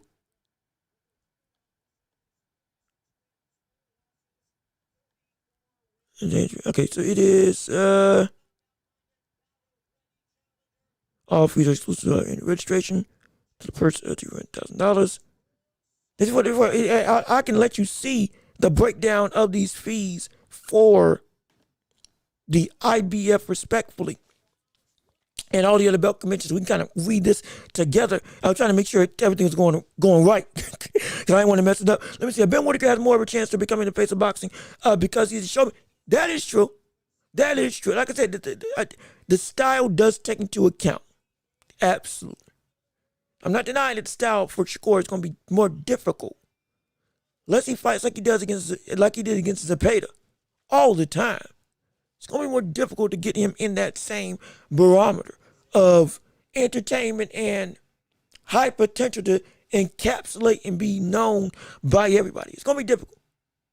I'm not denying that it's going to be tough. But it can happen. Now, Ben being able to get there it looks like he would have a better fit. But again, it's too early to tell. We've seen a lot of showmen come through and do nothing. We've seen a lot of knockout artists come through and have a high potential, but then fall flat and then it's nothing. Skills are the thing that makes it prevalent. I don't care how much you think. I don't care how much you show up and show out. Skills are the same thing, are the thing that come through and makes it happen. But it's if Ben Whitaker is successful, yeah, that can move some stuff up. That can move some stuff, and he could have a potential quicker rise from the standpoint of notoriety. But I've been trying to tease this too long. Let me actually get this picture up so y'all can actually see it. Here we go. As you can see, here's the breakdown of the fees for the commissions across boxing, or at least with the IBF. We were trying to answer what each of them asked for. So I wish they just had a straight up number of percentages. But annual all fees are exclusive of promoters' annual registration, world titles. Promoter annual registration $4,000 for world titles, $2,000 for female world champions, $1,000 for junior titles. For total purchase up to $1,000, opponent gets $5,000. Champion higher of 3%, $3,000 minimum. Higher of 3%, $4,000 minimum for purchase above $5,000. Or excuse me, for purchase above $100,000 to $500. And then for purchase above, for this case it would be what? It would be not that. Come on, scroll, brother. Shoot. Here we go. Purchase in excess of $2 million. Champion is 3% of the purse. Challenger 3% of the purse. Brody gets $25,000. Ref only gets $4,000 from the fees. Judge, the three judges gets $2,000 each. Commission gets $2,000. And the IBL belt is $1,500 plus shipping. So for this, yeah, it's 3%. So let's see. So that, and if this is the case across the board, I wish I had my calculator. Hold on. I'm trying to make sure I do some quick math and calculators. It's so. Well, I had one. You know what? I got one here somewhere. Dang it. I knew I had placed it over here. I knew I my days in college. I knew I had it. I can't find it. I don't know where. I'm gonna find it. But if that's the case, then let's see, 3%. 3% of, what was it, 50 million? Let me just validate it real quick. Crawford purse for, come on, spell, please spell. Okay, there we go. Crawford purse for Canelo fight.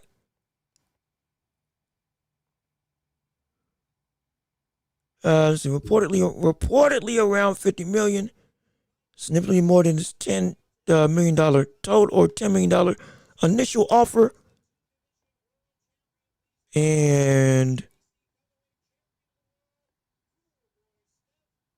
just validating. Yeah, I want to make sure I got my numbers right, because if I do this and it's wrong, all of a sudden I'm going to be, it ain't going to be what it needs to be. Let me see. What in revenue? Cover's going to be worse. So it said the quote earned. Okay, so it's 50 million. Yeah, that much limited to 6%. Most of that say straight to Crawford's. Banking 50 million is a whole lot more. And Crawford said he would make for Kindle back in May. Okay, yeah, okay, so it's 50 million. So if that's the case, then 3% right there.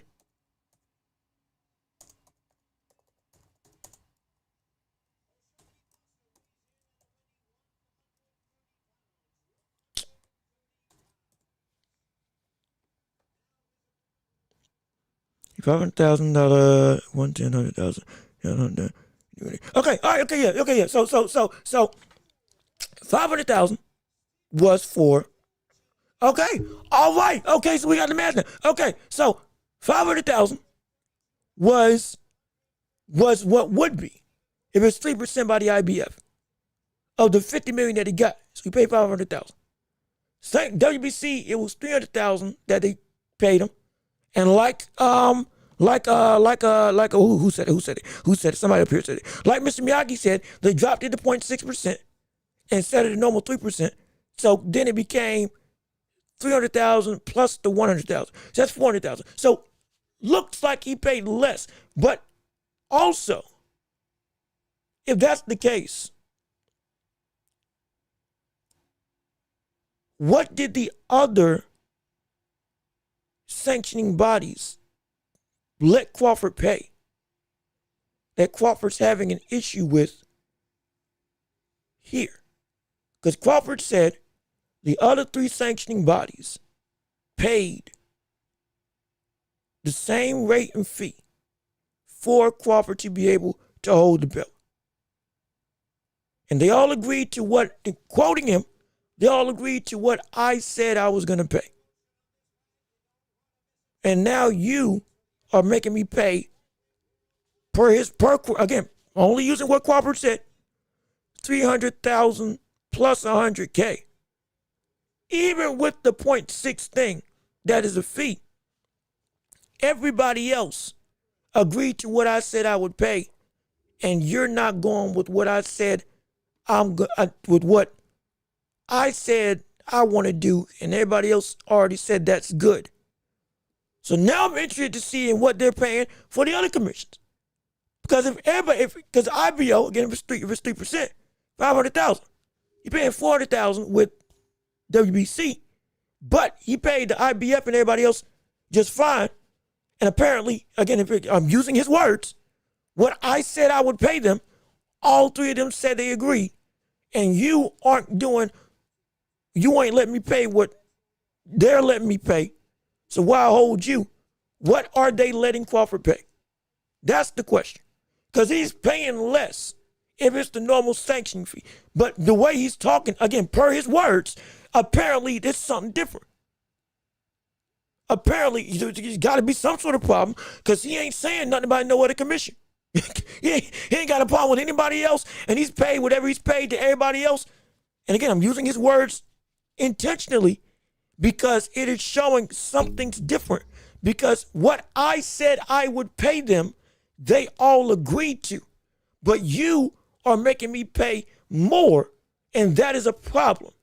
So I need to know what exactly the IBF, WBO, and the WBA are making Crawford pay if he's okay with paying them, but not okay with paying Suleiman and the WBC, even at a discount of what they normally charge, which if it was 3%, would have been $500,000, but apparently that's more than what Crawford's paying for the other commissions right now. So I need to know what the other commissions are letting him pay and what how big of a discrepancy this is.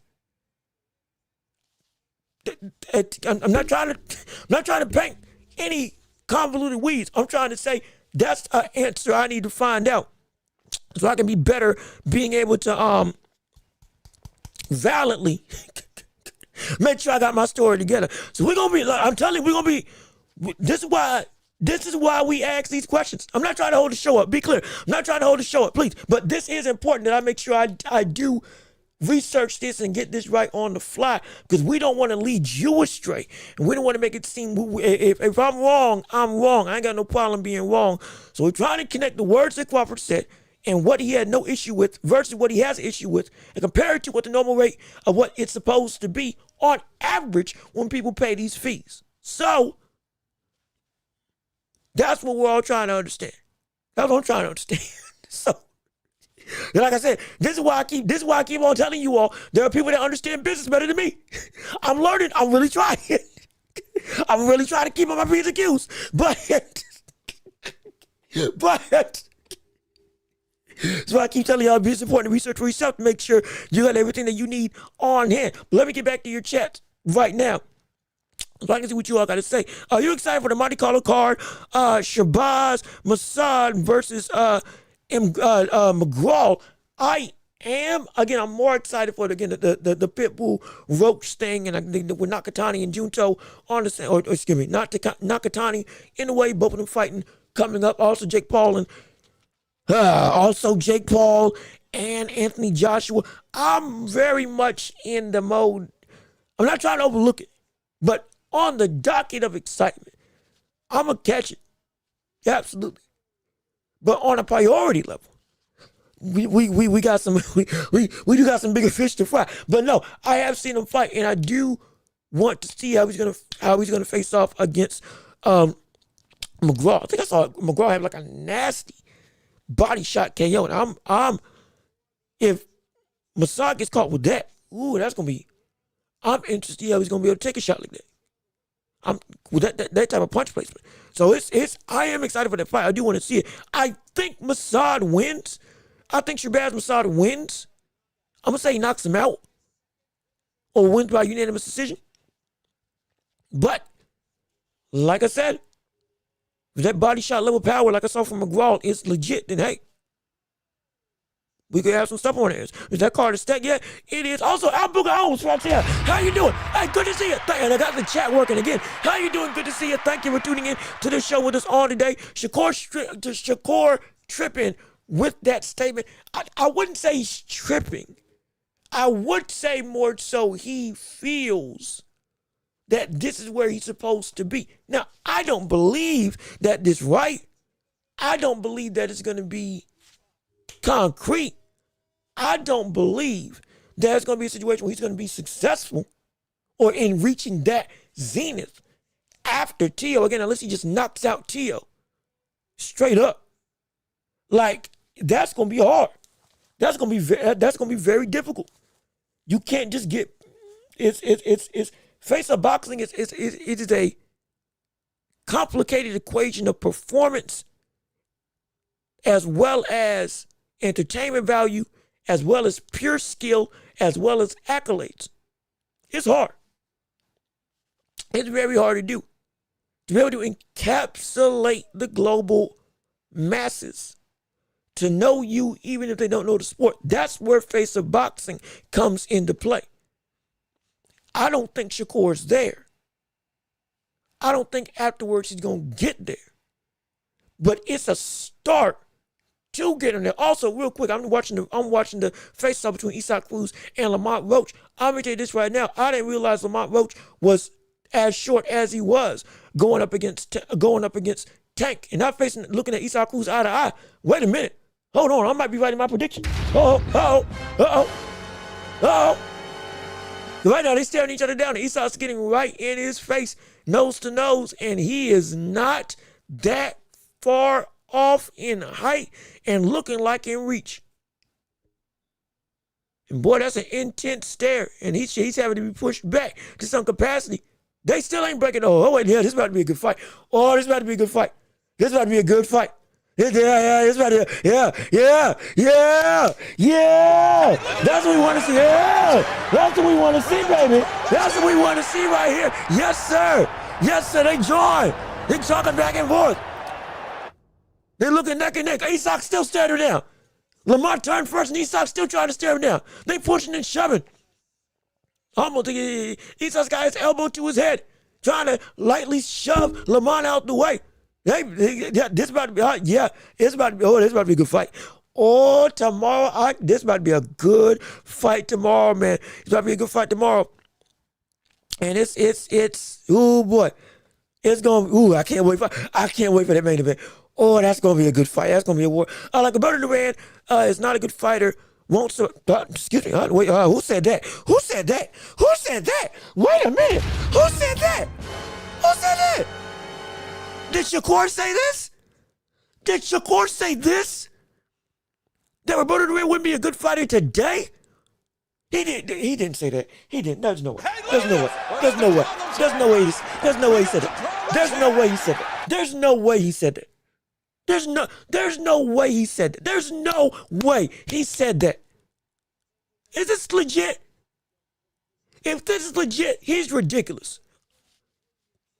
Good gosh, this is legit. Nah, that's insane. Somebody like Shakur Stevens say that doesn't make any sense. He fought better people than anybody else. He fought better people than most people. Just about everybody in today's era and past eras before him. And amongst that Four Kings situation, if he was able to fight up to light heavyweight, beat Sugar Ray Leonard, fight Marvin Hagler to a draw, get up to the weight of Tommy Hearns, and become a multi-division champion, arguably the greatest lightweight we've ever seen. What do you mean he couldn't be able to fight in today's game? That's ridiculous. That's actually insane.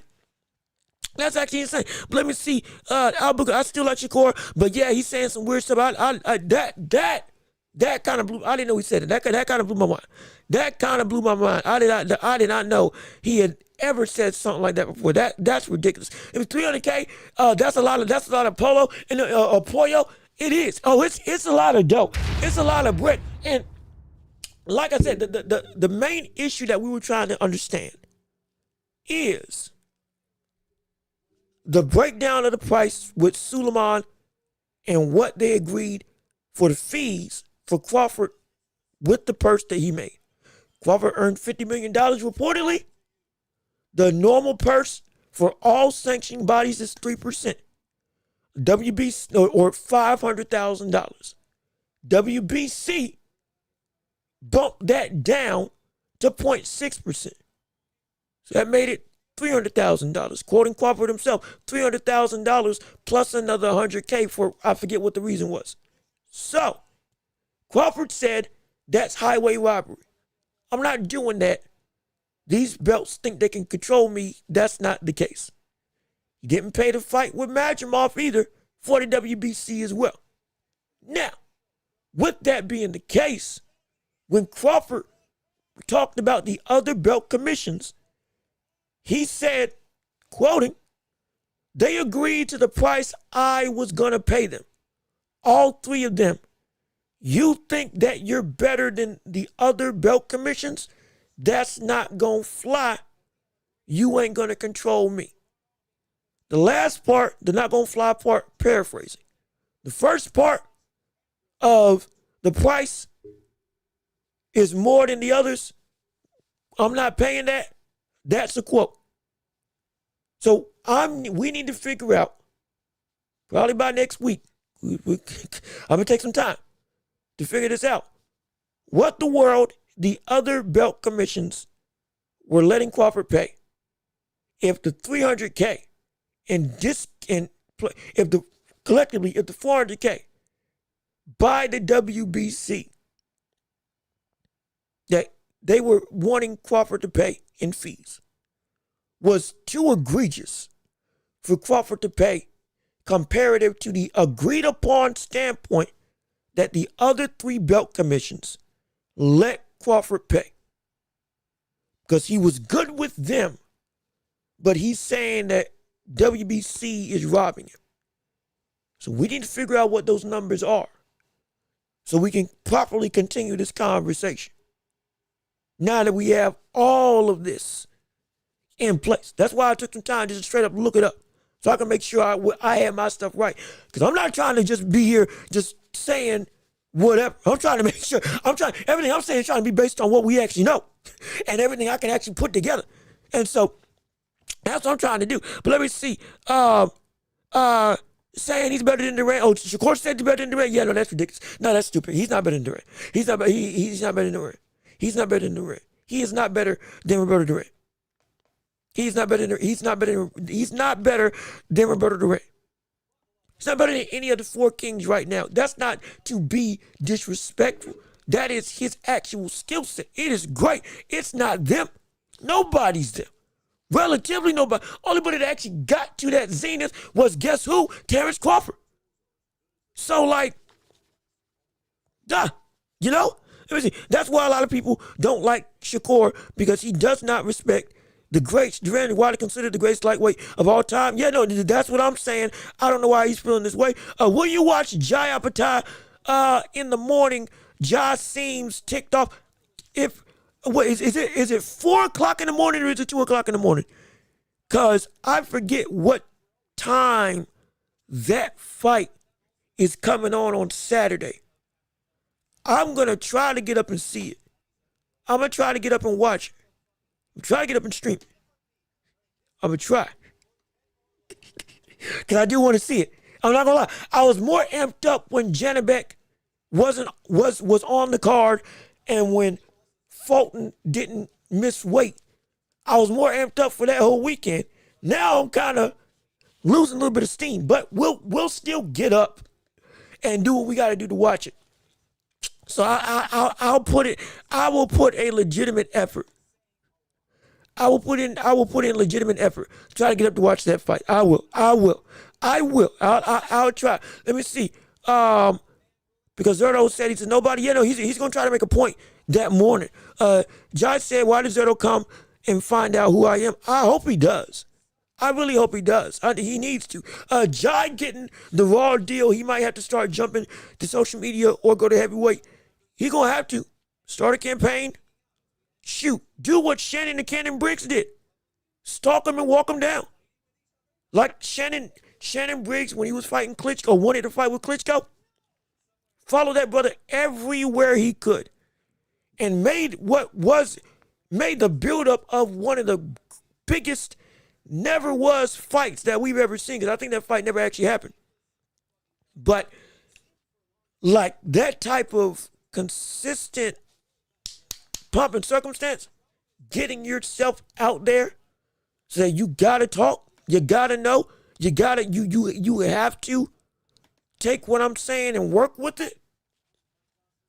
Or rather, you can't afford not to go and fight me. I won't let myself become an aftermath. That's a problem. That's a real issue. It's a real issue. Like legit. I don't want him just to fight. Legit, it's a real issue. The winner.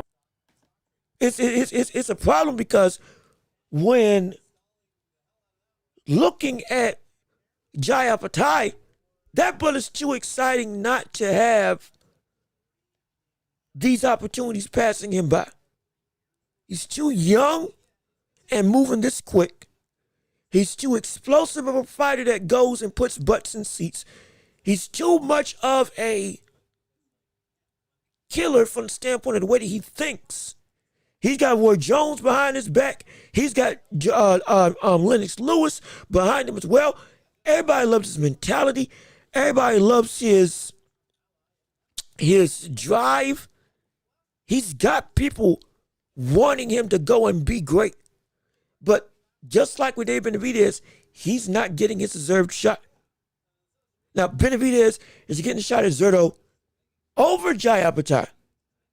And it's like, that, is it fair? You can argue no.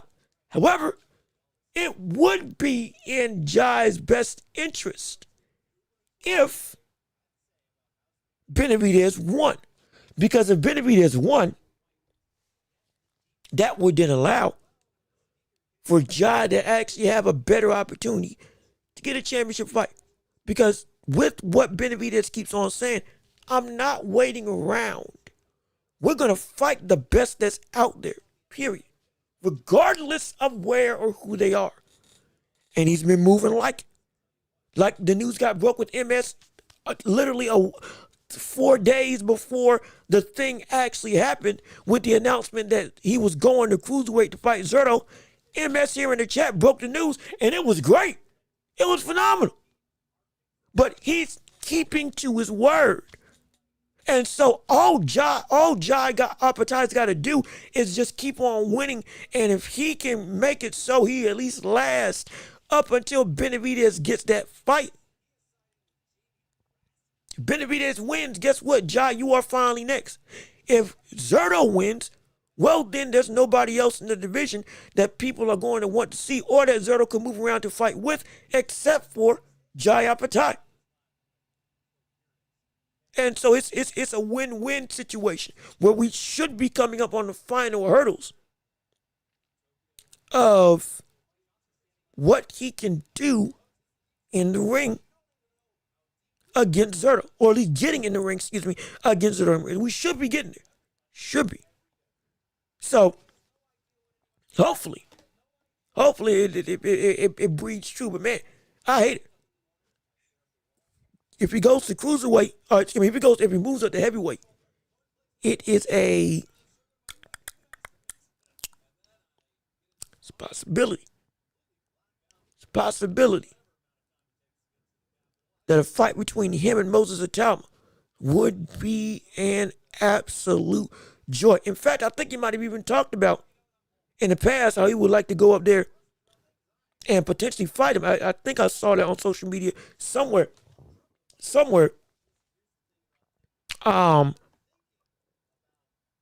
I can find it in the midst of this show, we can make it happen.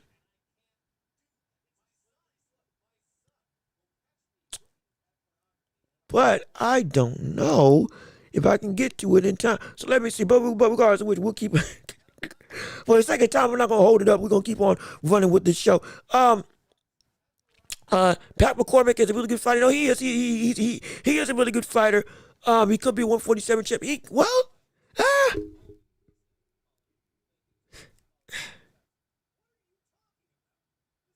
You know what? No, you're right. I'm strictly thinking of Devin Haney as the guy he would have to beat. But no, he could be a 147-pound champ. He could be a 147-pound champ. Or at least be in that mix. Benavidez won't fight Jai Apatow. All right, now, are you sure?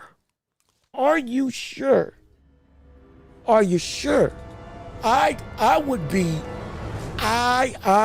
be hesitant to say that concretely. I think there is a way, there's a time that we could see him go and fight him. Like I said, if nothing else is there, and he gets to cruiserweight and he beats Zurdo, which would be ridiculous in his first fight there. He beats him.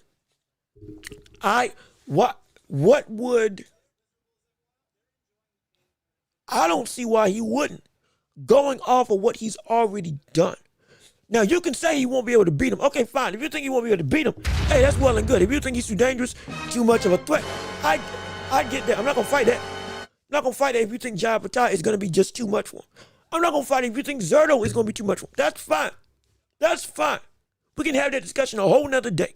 But to say that I don't see where the circumstances,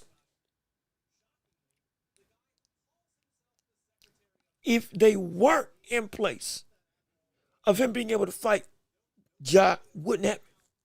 I don't see why. I don't see why that wouldn't unfold like it can. Because let me see. Just like I said, I'm sure he won't fight Bivol and Beterbiev, and I'm sure he won't fight Jaya Patel. So here's the question: when you what I want to see the reasoning, because Bivol and Beterbiev, that was more so situational in terms of he couldn't fight him. Bivol dropped the belt, didn't want to face him, got injured. That fight with Beterbiev and Bivol got postponed. Benavidez had to wait even longer just to get a shot at either one of them. Still ain't got a shot, so now he's moving up. So that fight might be on the back burner for now. You think it's going to be the same situation where it's going to be something gets in the way and Benavidez won't be able to fight against Bivol? It could happen, but like, I don't know.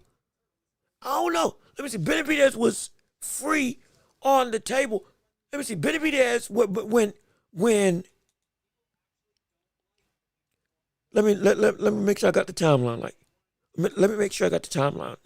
Let me make sure I got the timeline correct. Excuse me. Bivol dropped the belt because he won his third fight with Artur Beterbiev. He agreed to the fight with Beterbiev, then couldn't fight, had to get surgery. Beterbiev then agreed to fight with Nicholson. Subsequently, after David Morrell, Beterbiev agreed to fight with Nicholson, was going to be on the undercard of this fight with Beterbiev and Nicholson fighting on the same card as Brian Norman versus Devin Haney and Benavidez versus Yard. But fight didn't happen. Now, I forget who pulled out of that fight. Who pulled out that fight?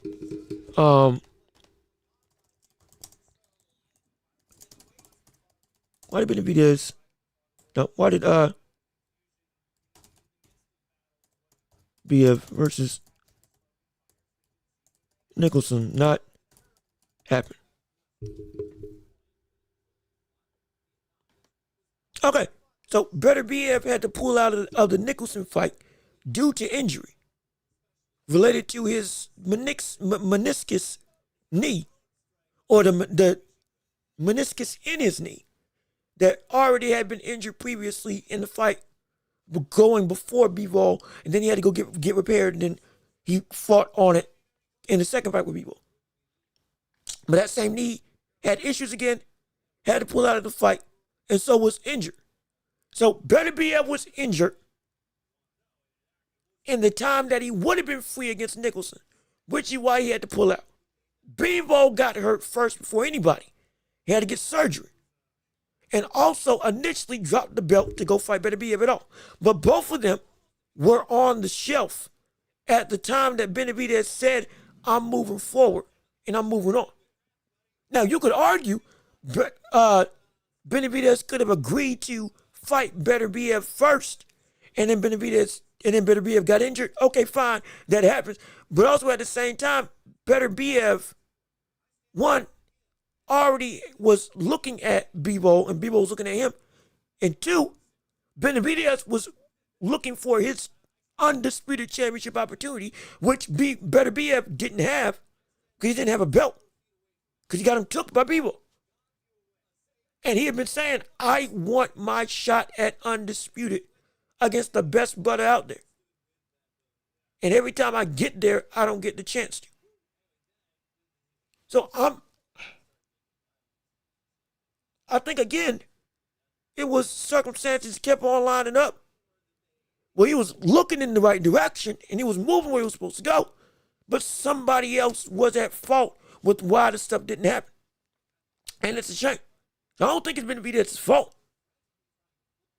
And Beterbiev wasn't really on the table like I initially thought, because again, he was hurt.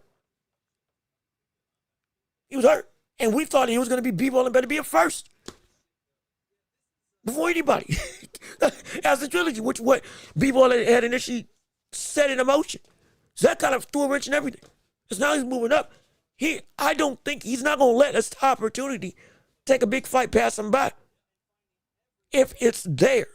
Because every time he's taking the biggest dude that is actually available. In this case, it's Zerto. And afterwards, I guarantee you, if I'm wrong, I'm wrong. You can have your say. But I'm almost certain we get better BF. Excuse me. We get Benavidez to beat Zerto, barring anything else going wrong outside of Benavidez's control. If he wins, I would. If I was a betting man, I'd bet money he would go after Zerto. He would go after Ja. I bet money he would go after Ja. Nicholson pulled out. No, I'm reading it right now. I'm reading it right now. Better be put trilogy bout on hold to fight against Nicholson. And Nicholson not to cancel social media, so he said receive. And then right here, Nicholson got notification that the fight was off. This is from Fight Sports .tv, another fighting column written on October 10th. Deion Nicholson says his scheduled fight November 22nd with former undisputed champion Artur Beterbiev has been canceled after the Russian reportedly pulled out. Despite Beterbiev's age of 40 and a history of injuries, still represents the most dangerous challenge. Yep. After failing to secure median trilogy, as the latter back surgery in terms of with Bivol, Beterbiev set up for a comeback fight with Nicholson. Nicholson did not find any reason for the explanation or cancellation, nor has there been an official confirmation Fight Sports has made available. And so, in light of that initial announcement, it came out from Artur Beterbiev that Artur Beterbiev had gotten injured. Let me pull up the article.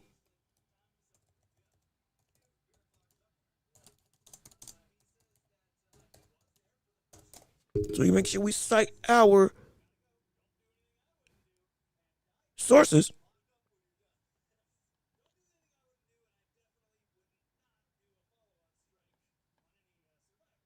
And so yeah, Nicholson was looking for a rematch, or Nicholson was looking for a fight replacement, and ultimately got taken off the card.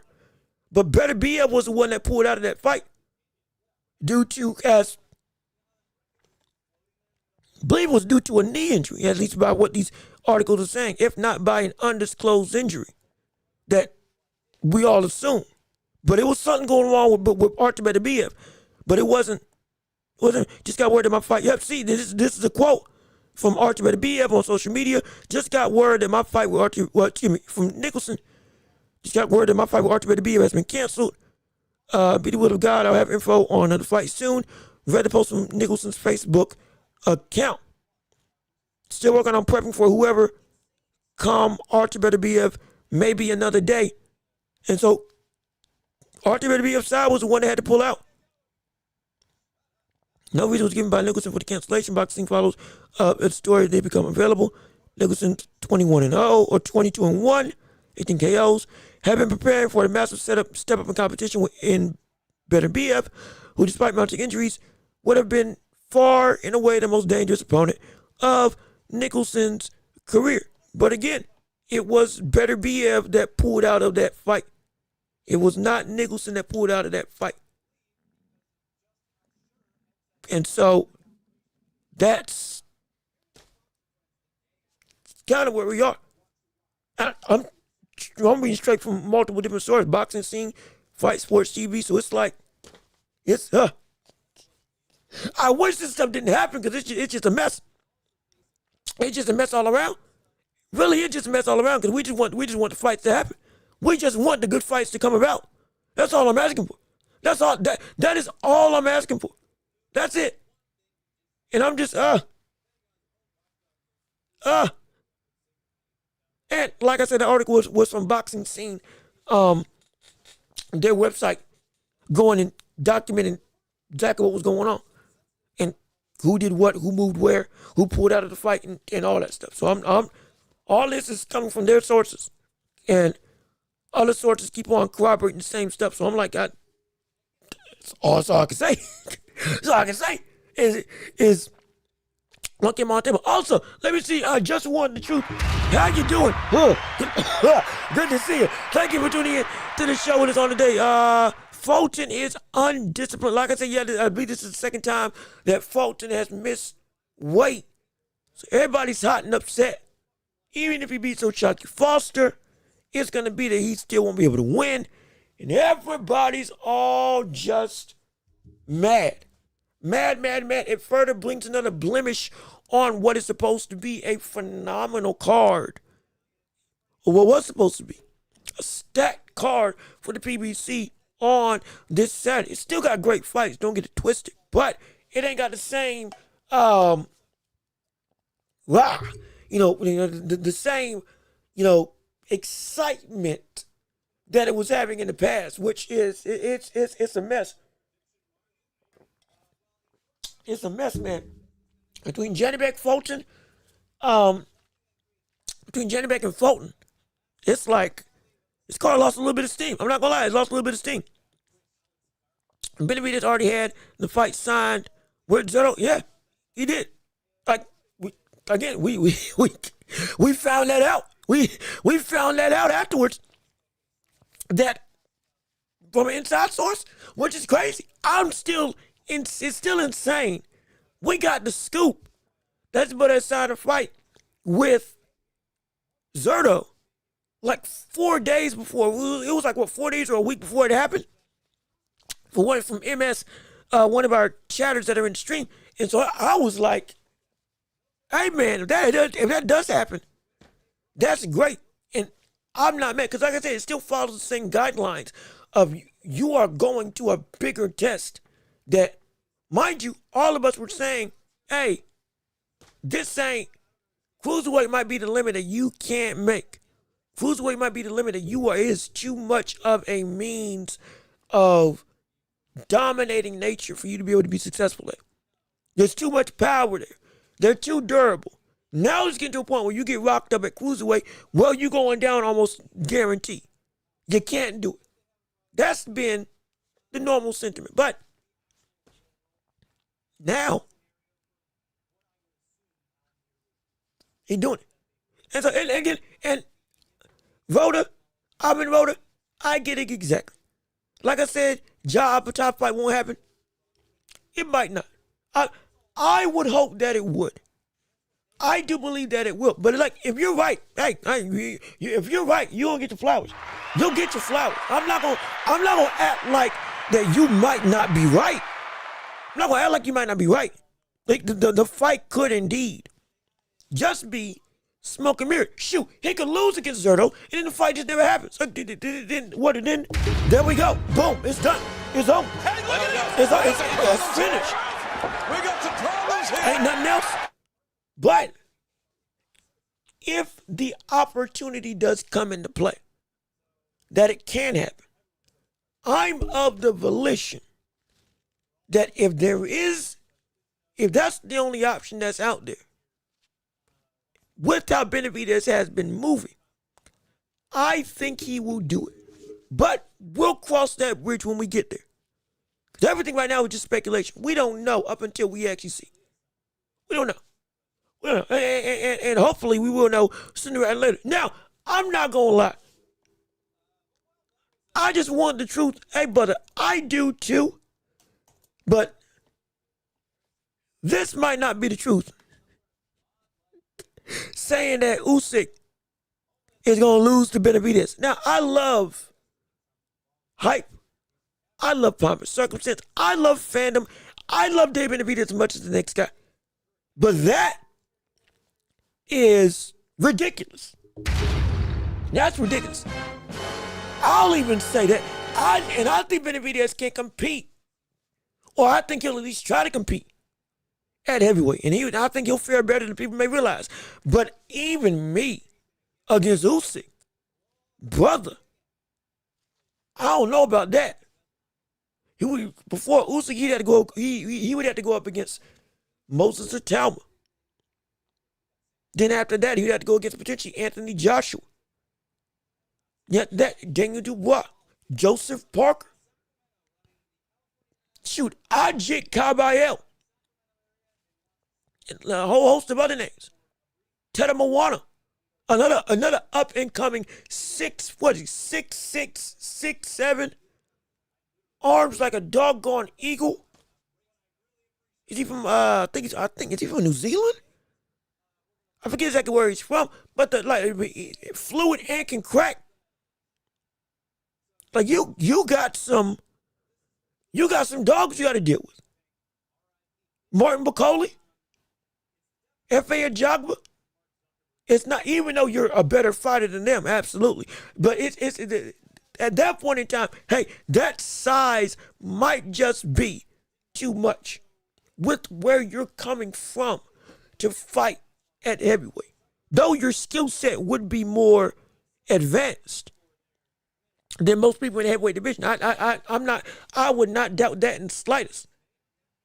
What he would bring to the table as a fighter at heavyweight would be something, a level of dexterity, defensive responsibility, hand speed, and offensive flow that would be some of the best in the heavyweight division. I'm not going to deny that. But at the same time, the skill sets that the heavyweights would also bring, coupled with the power and that durability, that would be something that it can be on that consistent trek up. That'd be hard. That'd be hard. Now, if he does it,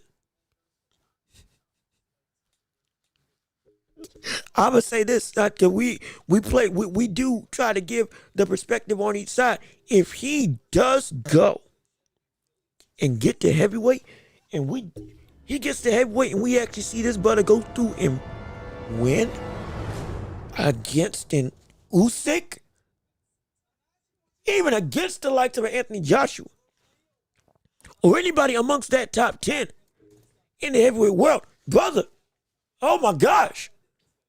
Oh my goodness. That's pound for pound top 3 in the world. Cause we had already said it. I think we said this a couple of weeks ago. When MS broke the news about him going up to cruiserweight. He beats, hypothetically, just beat NTR, beat Zerto for the unified cruiserweight title. If he goes through the ringer, beats Jaya Patai to become undisputed, then goes to heavyweight, and if he's got to work his way back from the bottom up, he would have to beat Anthony Joshua, he would have to beat Moses the Talma, he would have to beat potentially Fabio Wardley, potentially would have to go through Joseph Parker, and then Dubois or Usyk, if he does get to the championship, like the top, okay, you're next in line, and he beats Usyk,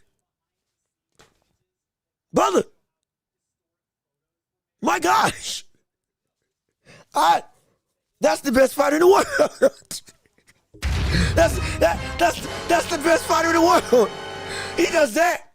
That's the best fighter in the world. Any combination of those names, from cruiserweight to heavyweight, he's the best fighter in the world. Any combination of those names, he's the best fighter. And it ends with Usyk in any of those regards, he's the best fighter in the world. It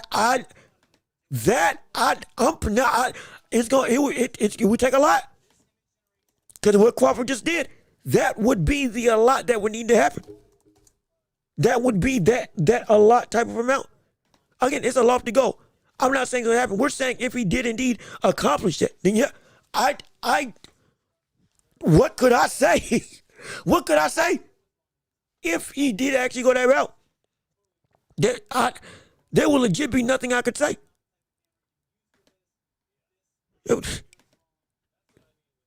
That would be that would be so insane. That would be so insane. Let me see.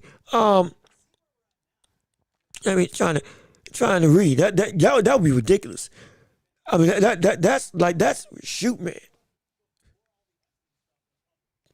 That's that. I'm not laughing because like of the absurdity. I'm laughing because there is a world where that very question could actually become a reality. Hey, but can he be Usyk? I'm laughing because as preposterous as this is, we were just laughing at the idea that Benavidez could go up to cruiserweight, and now he's actually doing it. And we got to actually face the music. Okay, we got to take this fight seriously now. Usyk, that seems more laughable than anything else I've thought of. But my gosh, we're not in the realm where we can rule anything out for future reference. We're not. Especially with this, with what we've seen with this era of boxing, how people have been moving. Like certain people, we can't just look at and say, that might be too lofty of a goal. It might not be, from the standpoint of getting to there, beating. Whole other story, but just getting there. And I never thought I'd even have an inkling of conversation of him against Usyk or anybody at heavyweight. Now I actually have to theorize that this could be a real thing. And if it is, oh my gosh. Now Benavidez will skip all of them, just like Roy only fought Ruiz at heavyweight. But see, here's the thing. Like Ruiz was able to be fought by Roy because it wasn't the undisputed champion. He was able to fight Roy because it wasn't the undisputed champion. Or at least the belts were more splintered at that point in time.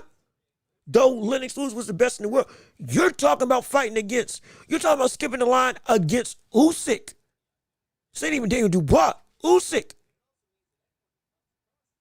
And by the time he gets there, Fabio Wardley, who's currently champion, might not be champion. And by the time he does get to heavyweight, Usyk could have gained the belt back, beat Fabio Wardley. Because right now, sadly, Usyk's in legit talks or just got cleared to face off against Wilder, as you can fight for the titles against this non-mandatory fighter in Deontay Wilder. You have been given clearance. So the road to fight Wilder is actually able to happen, which is crazy. Wilder doesn't deserve that shot, but even still, it looks like that's going to be the next fight. After that, he fights against Fabio Wardley. If Wardley keeps his belt, well, he gets undisputed again. Then by the time Benavidez gets there, but the only line, the line to skip would be fighting Usyk. You ain't fighting the weakest brother or one of the weakest heavyweights of that championship window. No disrespect to Ruiz. I'm saying Ruiz wasn't Lennox Lewis. That's a whole different moniker of greatness if he beat. That's a whole different task to actually be able to accomplish. Benavidez fighting against anybody else ain't fighting against Usyk if he even got there in the first place. That's a whole nother can of worms. Oh gosh. And everybody ain't Roy. Everybody ain't Roy, that's the thing. This ain't easy. Roy did it. That's the reason why it rarely happened. There's a reason why going from cruiserweight to heavyweight is such a big accomplishment if you're successful. And why it's only been done in the vast capacity of only with the likes of Usyk and Evander Holyfield. Because it's almost, but that's hard to do. That ain't something that's just sweet. Benavidez going straight to Usyk. He ain't fighting Andy Ruiz. He ain't got the opportunity to fight, a Daniel Dubois or Big Bang Zhang, a old, washed Deontay Wilder. They ain't reigning.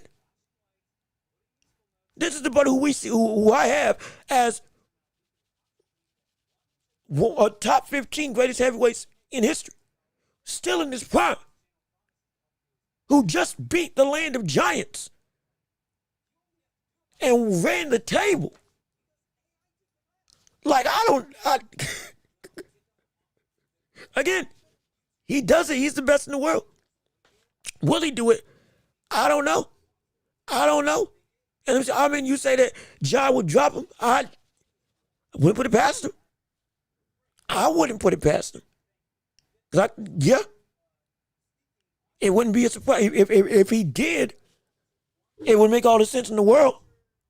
If he didn't, it would be pandemonium.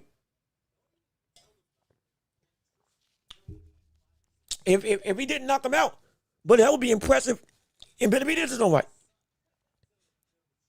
Let alone win the fight. Then again, Jod, that's a killer. That is a killer. That's a killer, man. That's a killer. Jod might lose tomorrow.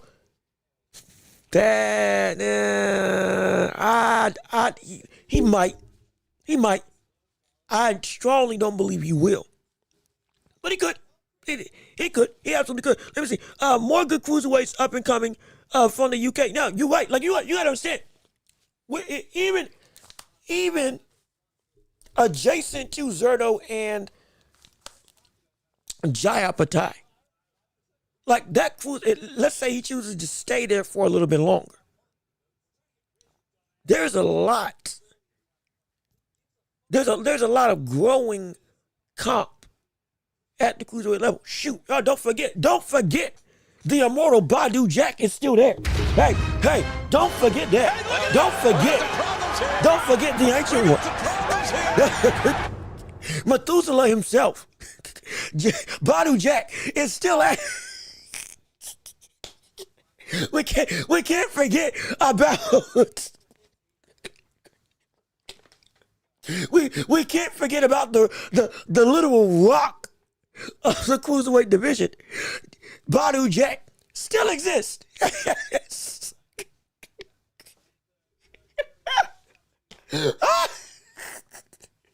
the ageless wonder, the very essence of time and space himself, that never you don't know you never know when he's gonna have a fight. You just know it's gonna be for a title, and you just know he's probably gonna win. Cause I haven't got. Whatever you do, it don't matter where, he just pops up, and I just so happen this. I've never seen this brother lose a belt. I've never seen him not be able to get a belt when he goes up. So I'm like, hey man, you can't forget about him. You can't.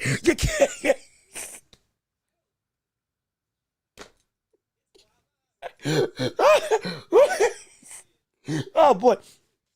So there's a lot of competition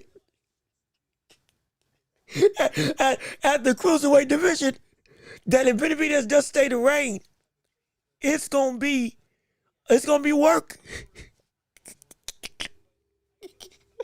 It's gonna be work. I'm sorry, I'm cracking myself, but we've had an inside joke for almost a year that Badu Jack, I've seen him when I was just getting into boxing. I kept seeing him fight, and I started noticing the pattern. The only time I would see Badu fight would be to get a new championship. I've never, it was always to get a new belt, or he won a belt, moved up. Okay, he's getting another one. Oh, wait, I didn't even know who was on the card. Was this the last minute thing? No, he's just fighting for another belt. I would always just be so surprised every time he fought. And after like the fourth time, I'm like, wait a minute, hold on. I don't hear from this brother at all. But every time he pops up, he's going for a championship, and then he wins. Regardless of how the fight goes. It just became a meme at this point. Just became a running joke. If Badu Jack's there, yeah, he's gonna win. Who he's facing, I don't know. What's his record? I don't care. He's a power forward. He's a knockout artist. Doesn't matter. He's been unified before. Guess what? It doesn't matter. Why? Because Badu Jack always wins. Every time. It doesn't matter. Every time I see him, he always won. So that's the one brother. Crazy enough, that's the one brother. I think I've made a personal contract. I will never pick Badu Jack to lose. until I see him lose. I know he lost before. I know he's lost before. I said when I watched him fight, I had to look at his record to see that he had lost, because I didn't even know he lost ever. So this is when I initially got into the sport. So I was like, dang, I would never. I'm as confident in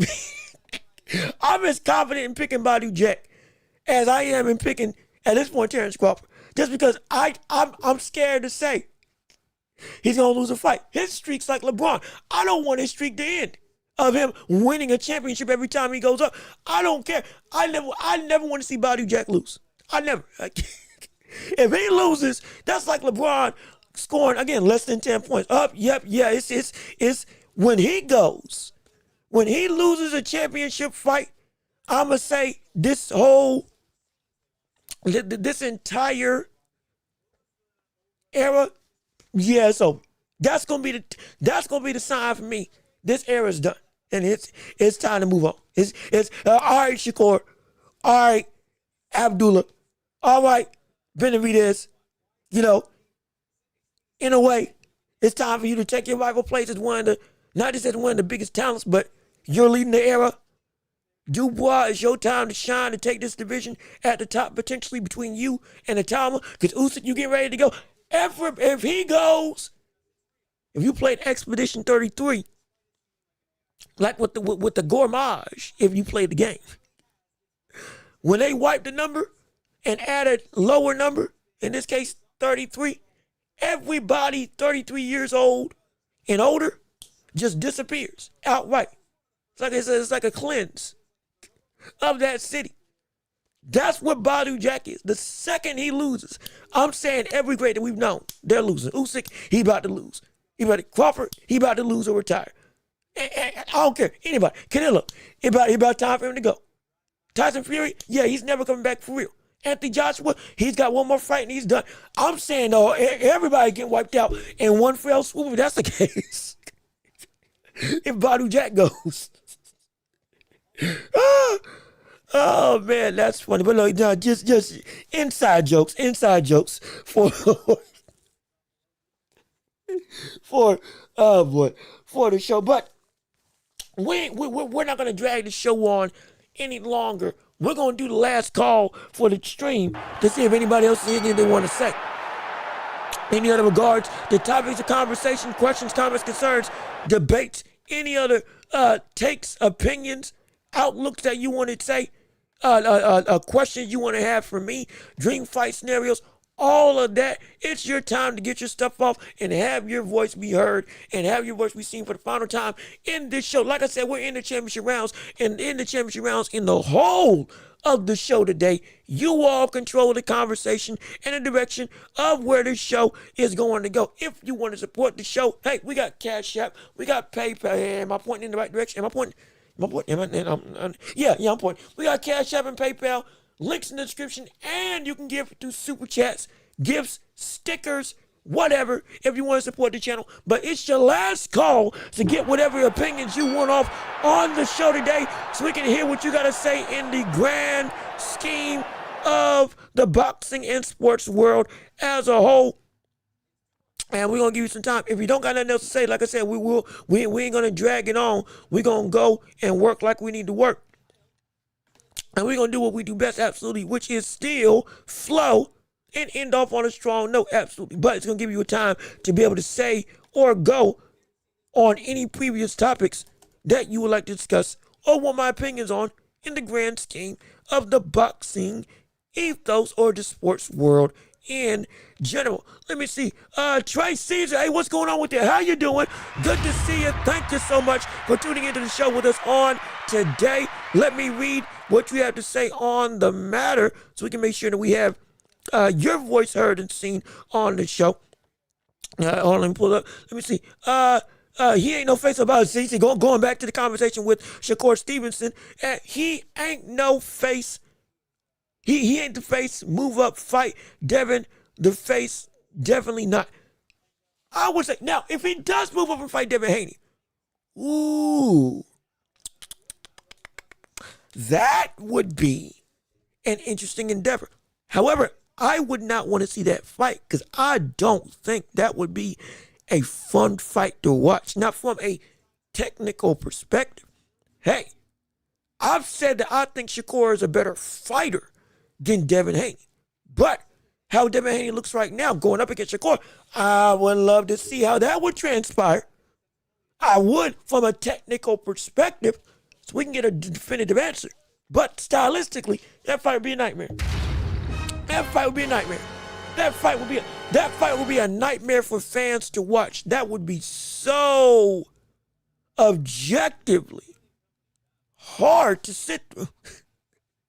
You're going to have stinking Isaac Cruz fight. Who's another reckless fighter? Isaac Cruz versus Angelo Fierro again. You're going to have Dave Benavidez. Shoot, you're going to have to make Benavidez versus Jai Apata for that fight. Throw in a couple more knockdown, drag-out brawls. Because it's going to be that main event. If that's the main event, that's going to be hard. Yeah, see? Isaac Cruz versus Zapata. Yeah, you're going to need a fight. You're going to need fights like this and more for the entirety of that card if you want to make a Devin Haney versus Shakur fight at 147. Or even at a catch weight. Because that would be, you thought that the second half of Brian Norman was boring. You thought that Devin Haney by himself is a boring fighter. You think Shakur by himself might be a boring fighter if that's how you feel. But if you put them together, that's a black hole of stagnation.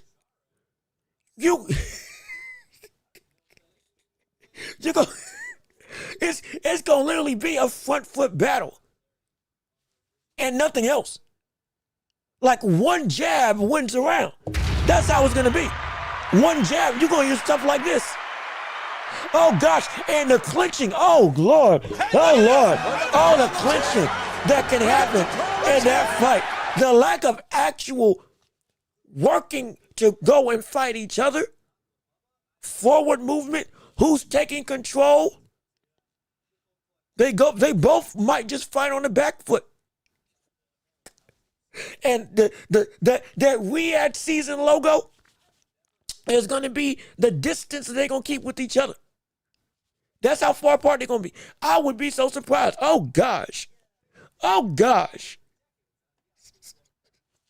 Woo! Like I said, can see who's a better technical fighter, great. But this isn't Roy Jones versus James Toney. This ain't even Roy Jones versus Bernard Hopkins. Or Tony versus Hopkins. But that is a nightmare matchup for fans everywhere. From an entertaining perspective, I would not want to see that fight. But from a necessary talent perspective, yeah, I need to see. It's a conundrum. I want to see it because I want to know who's the better boxer. But I don't want to see it because I'm not going to have fun finding out who's the better boxer at all. At all. They might have to make that fight a 4-round affair. I'm not going to lie. They might actually have to have a small ring for that one fight. Because, boy, that's good. Oh, boy. That is, that ain't going to be good. That ain't going to be good. Let me see. Who would you want to see Sam Noakes fight next to get back into a mandatory title? That's a good question. After the fight with Abdullah Mason, now I'm not going to lie. I would like to see a rematch between Abdullah and Sam Noakes. Because I had that fight as a draw. Legitimately had that fight as a draw. If he's not fighting Abdullah Mason next, who would I want to see him fight? Now, I'm not going to lie. To get back into the title picture with another brother who's close to the title picture, I wouldn't be mad seeing him fight Floyd Schofield. I wouldn't be mad at that. Schofield versus Noakes, two heavy-handed punchers. Schofield has had two opportunities to get his name into the limelight on a big-time platform. Both times had something happened. Still coming out, still holding on to the vestiges of that win against Tevin Farmer. He beats Noakes. Hey, that can put him in a position to fight Mason. Noakes beats Schofield when he's directly in line to fight Mason than anybody else. That would be, and it's a fight that would be entertaining, hard hitting, and it would make sense to me. I would be mad at that. Noakes versus Schofield. Noakes versus even Andy Cruz and potentially Raymond Murtala. The loser of that fight faces off against Sam Noakes. And I wouldn't be mad at it. Berinchik maybe. Though, when's the last time Berinchik fought? Berinchik fought,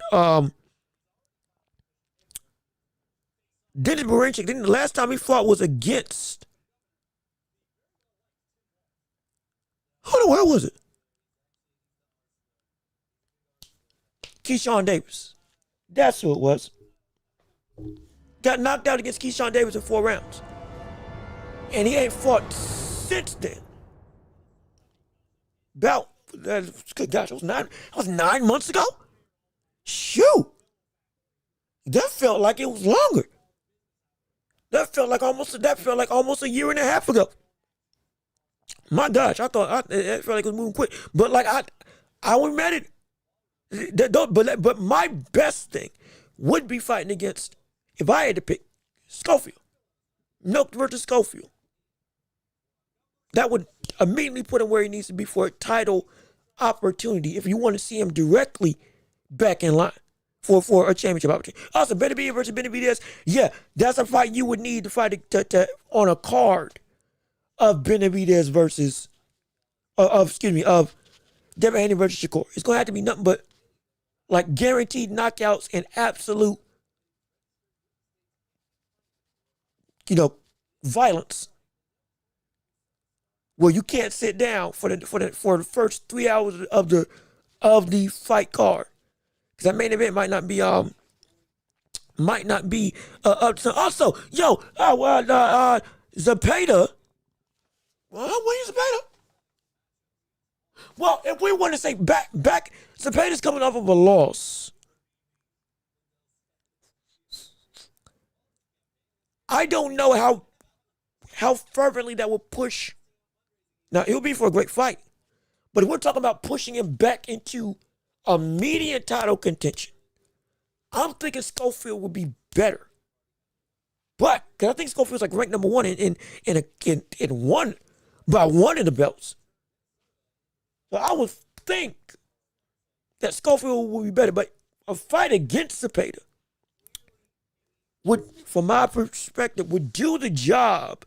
But he would have to have another fight afterwards before getting in line to say, okay, yeah, now you can fight another championship. And if we're trying to look for expeditious type of movement, it would be better, I think, for Noakes if he beats Schofield. That's if he can beat Schofield. Then it would be if he can beat Zepeda. Now, depending on if he goes and fights Zepeda and he knocks out Zepeda, okay, now we got another story. All right, now we got something else. Now we got something different. Like I said, the performances help out the argument to go and make movement one way or the other. It does. He goes and he knocks out Zepeda, which he can. All right, we got ourselves a conversation. Yeah, we do. We absolutely do. I would rather watch Sky Nicholson than that fight. And I forgot that Sky Nicholson. He's fighting against who's she fighting? She's fighting Doggone it. Sorry, it starts with an A. Avila? Avila? Avon Gelion? What was her name? What's her name? What's her opponent? Shoot. Avila. That's what it was. Avila. That's what I was thinking. Avila. Yep. Avila. She fighting Avila. I believe this. Is it let me look it up. Should be this weekend, right?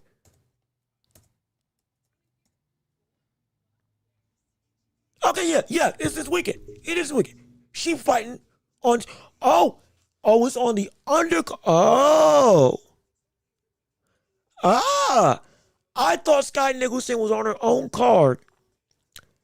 I didn't know she was fighting on the undercard of Jai Apatai. Okay. Okay. Okay. All right.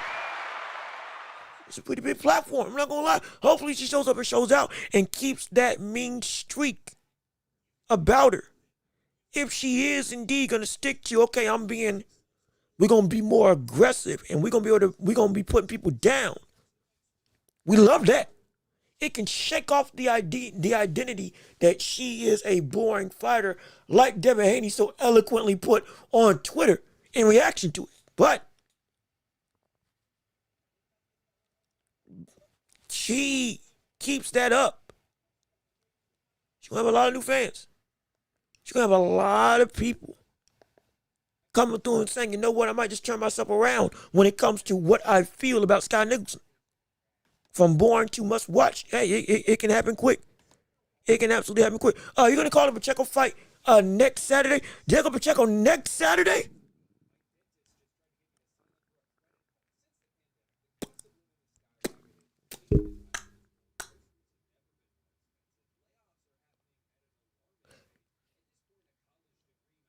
I got to think. Because I got some stuff I got to handle next weekend. But I also don't want to miss out on the cards that are coming up. I'm going to say it's in limbo. I'm going to say it's 50-50. I'm going to say it's 50-50.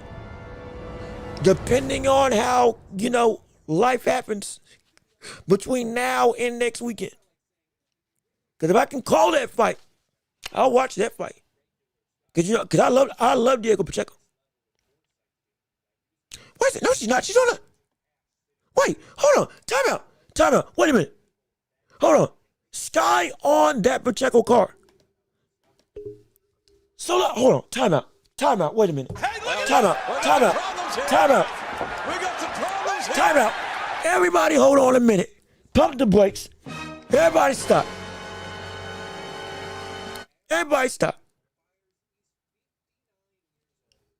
Sky Nicholson is fighting December 6th. I'm trying to make sure I got my stuff right.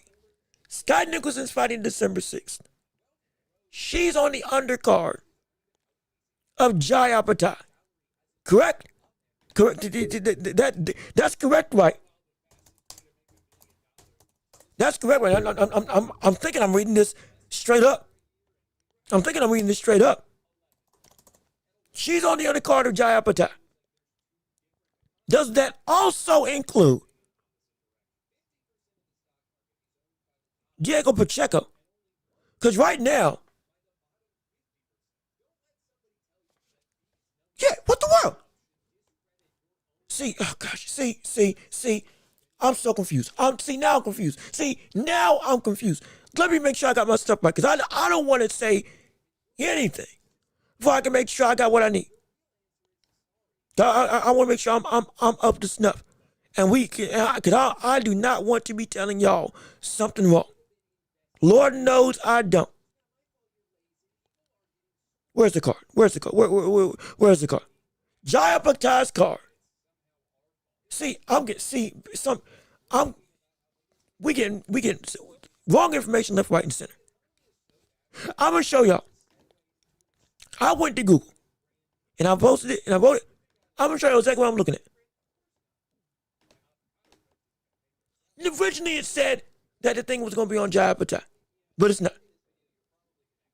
Fight card: Max McIntyre, Jed Morris, Tyler Ginsett versus Jess Adams, Jack Gorgie versus Hayden Emerson, Ben Mahoney versus Winston Hill, Jai Apatai versus Sin Cara. Now, I read also that on the undercard, she was going to be there as well. But apparently that's a lie. So now let's look at it. So now,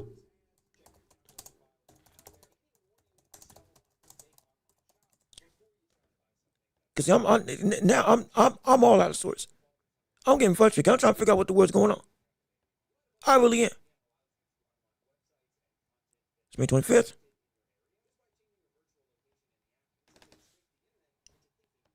Scott Nicholson, that's right. Saying December 6th. The world. Facing off against a Villa.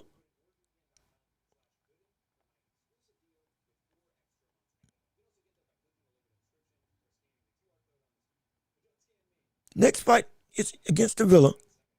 December 13th. In stock. Okay. All right. Okay, we got it together. Okay. All right, we got it together. I'm sorry. I do apologize.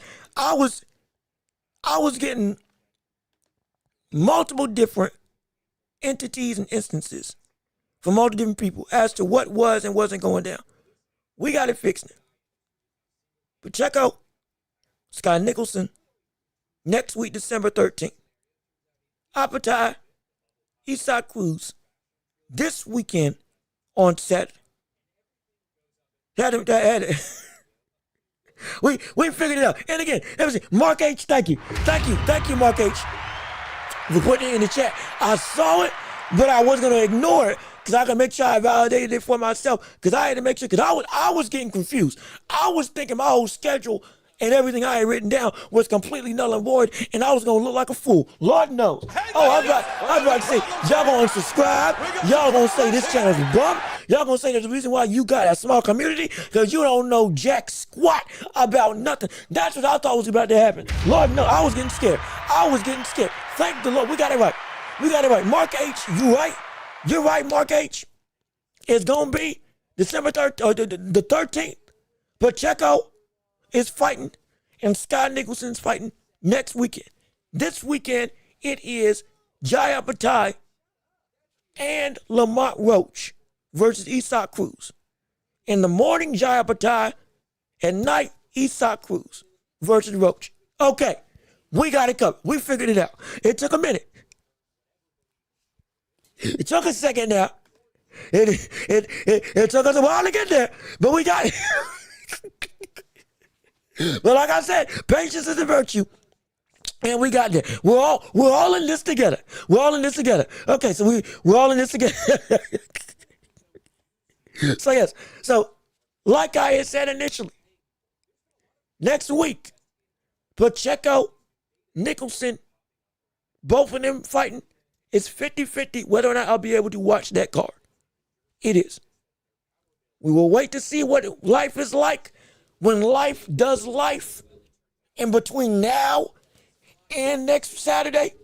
But if it can, Lord willing, we can make it happen. We'll make it happen for you, the public, because that's what y'all deserve if we can make it. Like I said, I can't say concretely. I can't say we're going to try. But also, I don't know what life's going to throw me. So we're going to have to see how it goes from there. Let me say, you use BoxRec. Yeah, use BoxRec. It's reliable. No, you're right.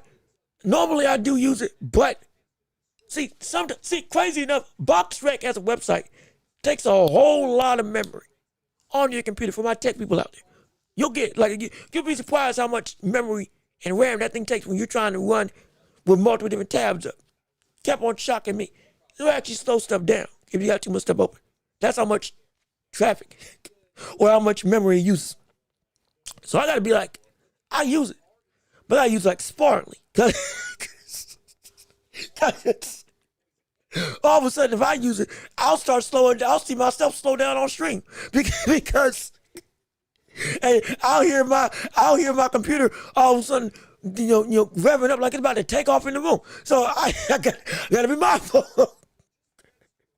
Gotta be mindful. But it's great nonetheless. Saijo is dangerous for that fight as well. Anyway, versus Juncho, that has been officially announced for May in the Tokyo Dome. They just got a win on the 17th. Oh, wait a minute. Oh, wait, is it official? Wait, hold on. Let's not clap. Hold on. Let's pull it up. If this news is indeed, and you see, if I probably could have broke it myself if I wasn't so busy trying to find my schedule correct for what the weeks were going to be. Let me make sure we can validate this, because mind you, we've been hyping it up. We've been hyping up that fight's going to happen. We've been hyping up that it's going to be next. Every fight subsequently. We are waiting to see, and if I can pull it up right now. Come on, feet don't fail me now. Reddit. Fingers don't fail me now. Hold on, let me make sure we can get this.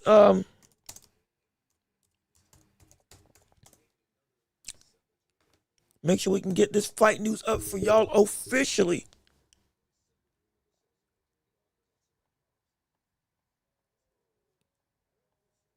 Was it officially announced? I'm trying to. You said it was officially announced. Anyway, Richard Junto, that has been officially announced. May. Let me look. Let me look this up. Forget Twitter. I'm gonna look this up straight. Junto versus Inoue fight announced.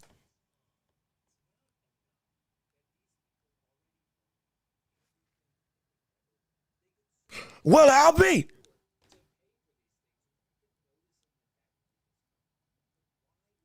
Yep, he's right. He's right. We're finally here. My gosh, we're finally here.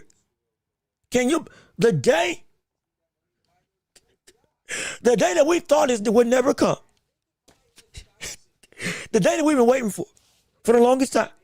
The very essence of perfection. Just to say that, okay, it's going to happen. That we've been waiting oh so long to see. It's finally here, y'all. It's finally here. It's actively here. Sometime in May next year, it has been finalized, or at least it seems like, looks to be, by all accounts. Yeah, it's agreed upon. They fight. Anyway, beats Pacheco. I'm sorry. Anyway, beats Picasso. Junto handles his business. They headline it in Japan next year. And what it's going to be, single-handedly, the biggest all-Japanese war and one of the greatest fights we're going to have from the standpoints of pomp, circumstance, hype, and legacy-defining ramifications that we have seen in boxing of this generation. It's finally here. My gosh, I've never been so close to tasting the sweet release of joy and absolute unnerved excitement than what we're about to witness. Again, I am not overblowing this. That fight is going, I dare say, the amount of money that fight is going to bring over in Japan is going to be so big, it's going to affect the economy. I'm so serious. You think I'm playing? I'm not. Do you have to understand this? I understand why I'm so excited for this fight. Understand? When I talk about this fight, I'm talking about this from the lens of a boxing fan as well as a wrestling fan. And here's why. It's very rare that we see a fight build up in the same way that you see a long storytelling type of saga in wrestling. It's very rare. Undertaker versus Shawn Michaels. Rock versus Austin. Triple H versus Shawn Michaels. Ric Flair versus Ricky the Dragon Steamboat. Macho Man Randy Savage versus Hulk Hogan. The list can go on and on. On and on and on. John Cena versus Randy Orton. John Cena versus CM Punk. Daniel Bryan, his entire saga to get the World Heavyweight, to get the unified WWE Championship. It's rare. It's so rare that happens in the realm of boxing.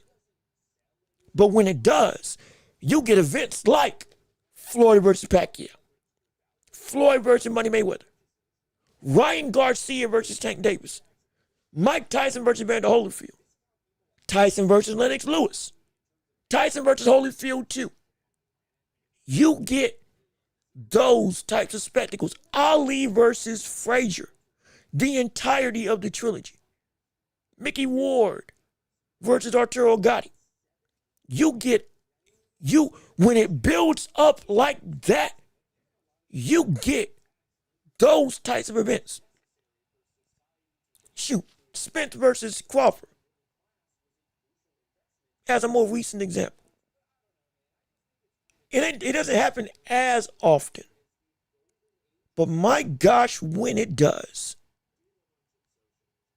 even if you're not a fan, the entire globe feels the weight. And that fight is going to fit this type of description.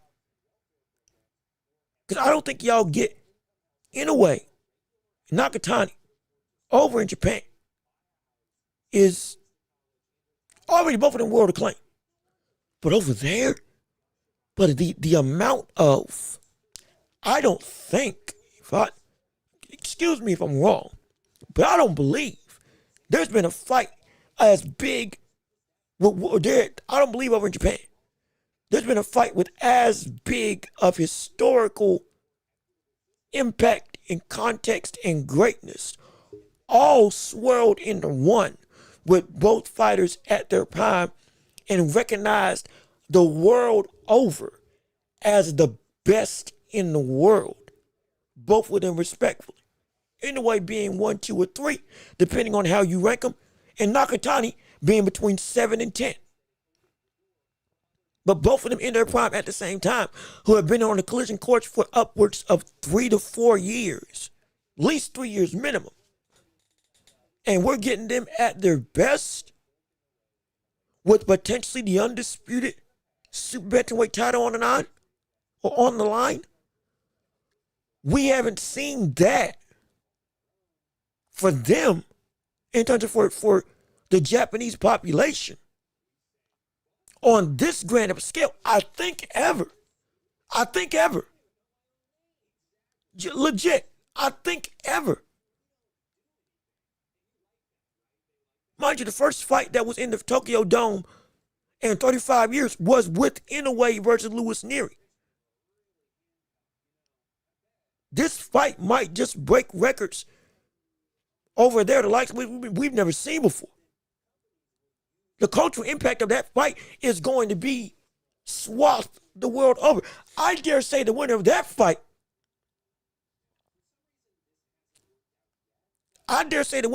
becomes one of the most well-known sports figures in Japanese history. There's been a lot of great figures. I'm not saying that's hyperbolic. I'm saying that from a very surface level understanding of the deep-rooted sports history that Japan has, from baseball, basketball, and everything else in between.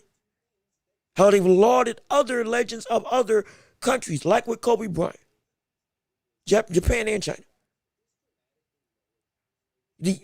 I understand it completely, or at least I understand it to at least a baseline level. I don't think we've seen something this much of a volatile, energy-driven, historically weighty, and undisputed implications all wrapped up into one. I don't think so. I don't think we've seen that. Like, this is their Ali Frazier. I'm so serious. For a collective people, I can't compare another type of long-standing rivalry from the standpoint of hyped up. Pacquiao Floyd, Leonard versus Hearns, Leonard versus Duran. It's like that. This is gonna be preposterous. This is gonna be ridiculous. This is gonna be a fight. I guarantee you, there's gonna be a bigger portion of the population in the states that are gonna be up early in the morning to watch that fight than we've ever seen before for other fights in the past. because it's going to be that much of a like constant rumbling sentiment of, wait a minute, my favorite fighter is trying to see this fight. Fans are going to pay attention because their fighters going to pay attention. Crawford's going to try to see that fight. Tank's going to try to see that fight. Usyk's going to want to see that fight. Fury's going to want to see that fight. Benavidez is going to want to see that fight. Everybody's favorite fighter is going to want to see that fight. So their fans are going to want to pay attention to that fight. Keyshawn Davis, Abdullah Mason, Shakur Stevens, everybody who is a fan of these top-rated fighters are going to watch this fight because their fighter thinks this fight is going to be something impactful. I guarantee you, boy, don't let it be that both of them have insane performances against their respective opponents. And they face off in the ring and it becomes a tension-driven, like, hey, we might have to break this up. Don't let that happen. Because Lord knows, shoot. Brother, telling you, this fight, this fight's going to be bigger than you know, man. Oh, this fight's going to be bigger than you know. Let me see. I've been wrote my favorite fighter in the world. I feel he will retire undefeated. He just might. He said he just might. Yeah, he wouldn't. He will end his career in 2027. Wanting to end it at 126. His words. So we're gonna see how that goes. But they need to get past Picasso and Reyes respectfully. Yes, they do. But if they do, it's gonna be a masterpiece. It's gonna be a masterpiece. Masterpiece like no other. But like I said, I think we covered just about everything that we can cover on this show, unless there's some other news that has broken. Anybody else wants anything else to say in regards to questions, comments, or concerns with the sports world? Hopefully you've had some fun. Whether you agreed or disagreed with anything I've said, hopefully you just had a great time listening and investing in everything going in everything that we talked about and just having fun being a part of this community. But if that is all that you got to say, or that's all that you got and we ain't got nothing else to talk about, well, then I guess we can wrap this up and send this show home and let y'all enjoy the rest of your weekend and get ready for tomorrow, because I know I am. If I'm going to wake up at, 4 or 3 in the morning, we're going to have to be ready. We're going to have to be ready. If that is on Zerto and Benavidez weekend, ooh,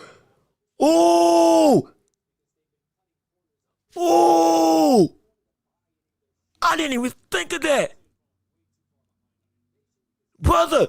Just like with the 3 fights that were back to back, Devin, T.O., Ryan, all fighting in New York.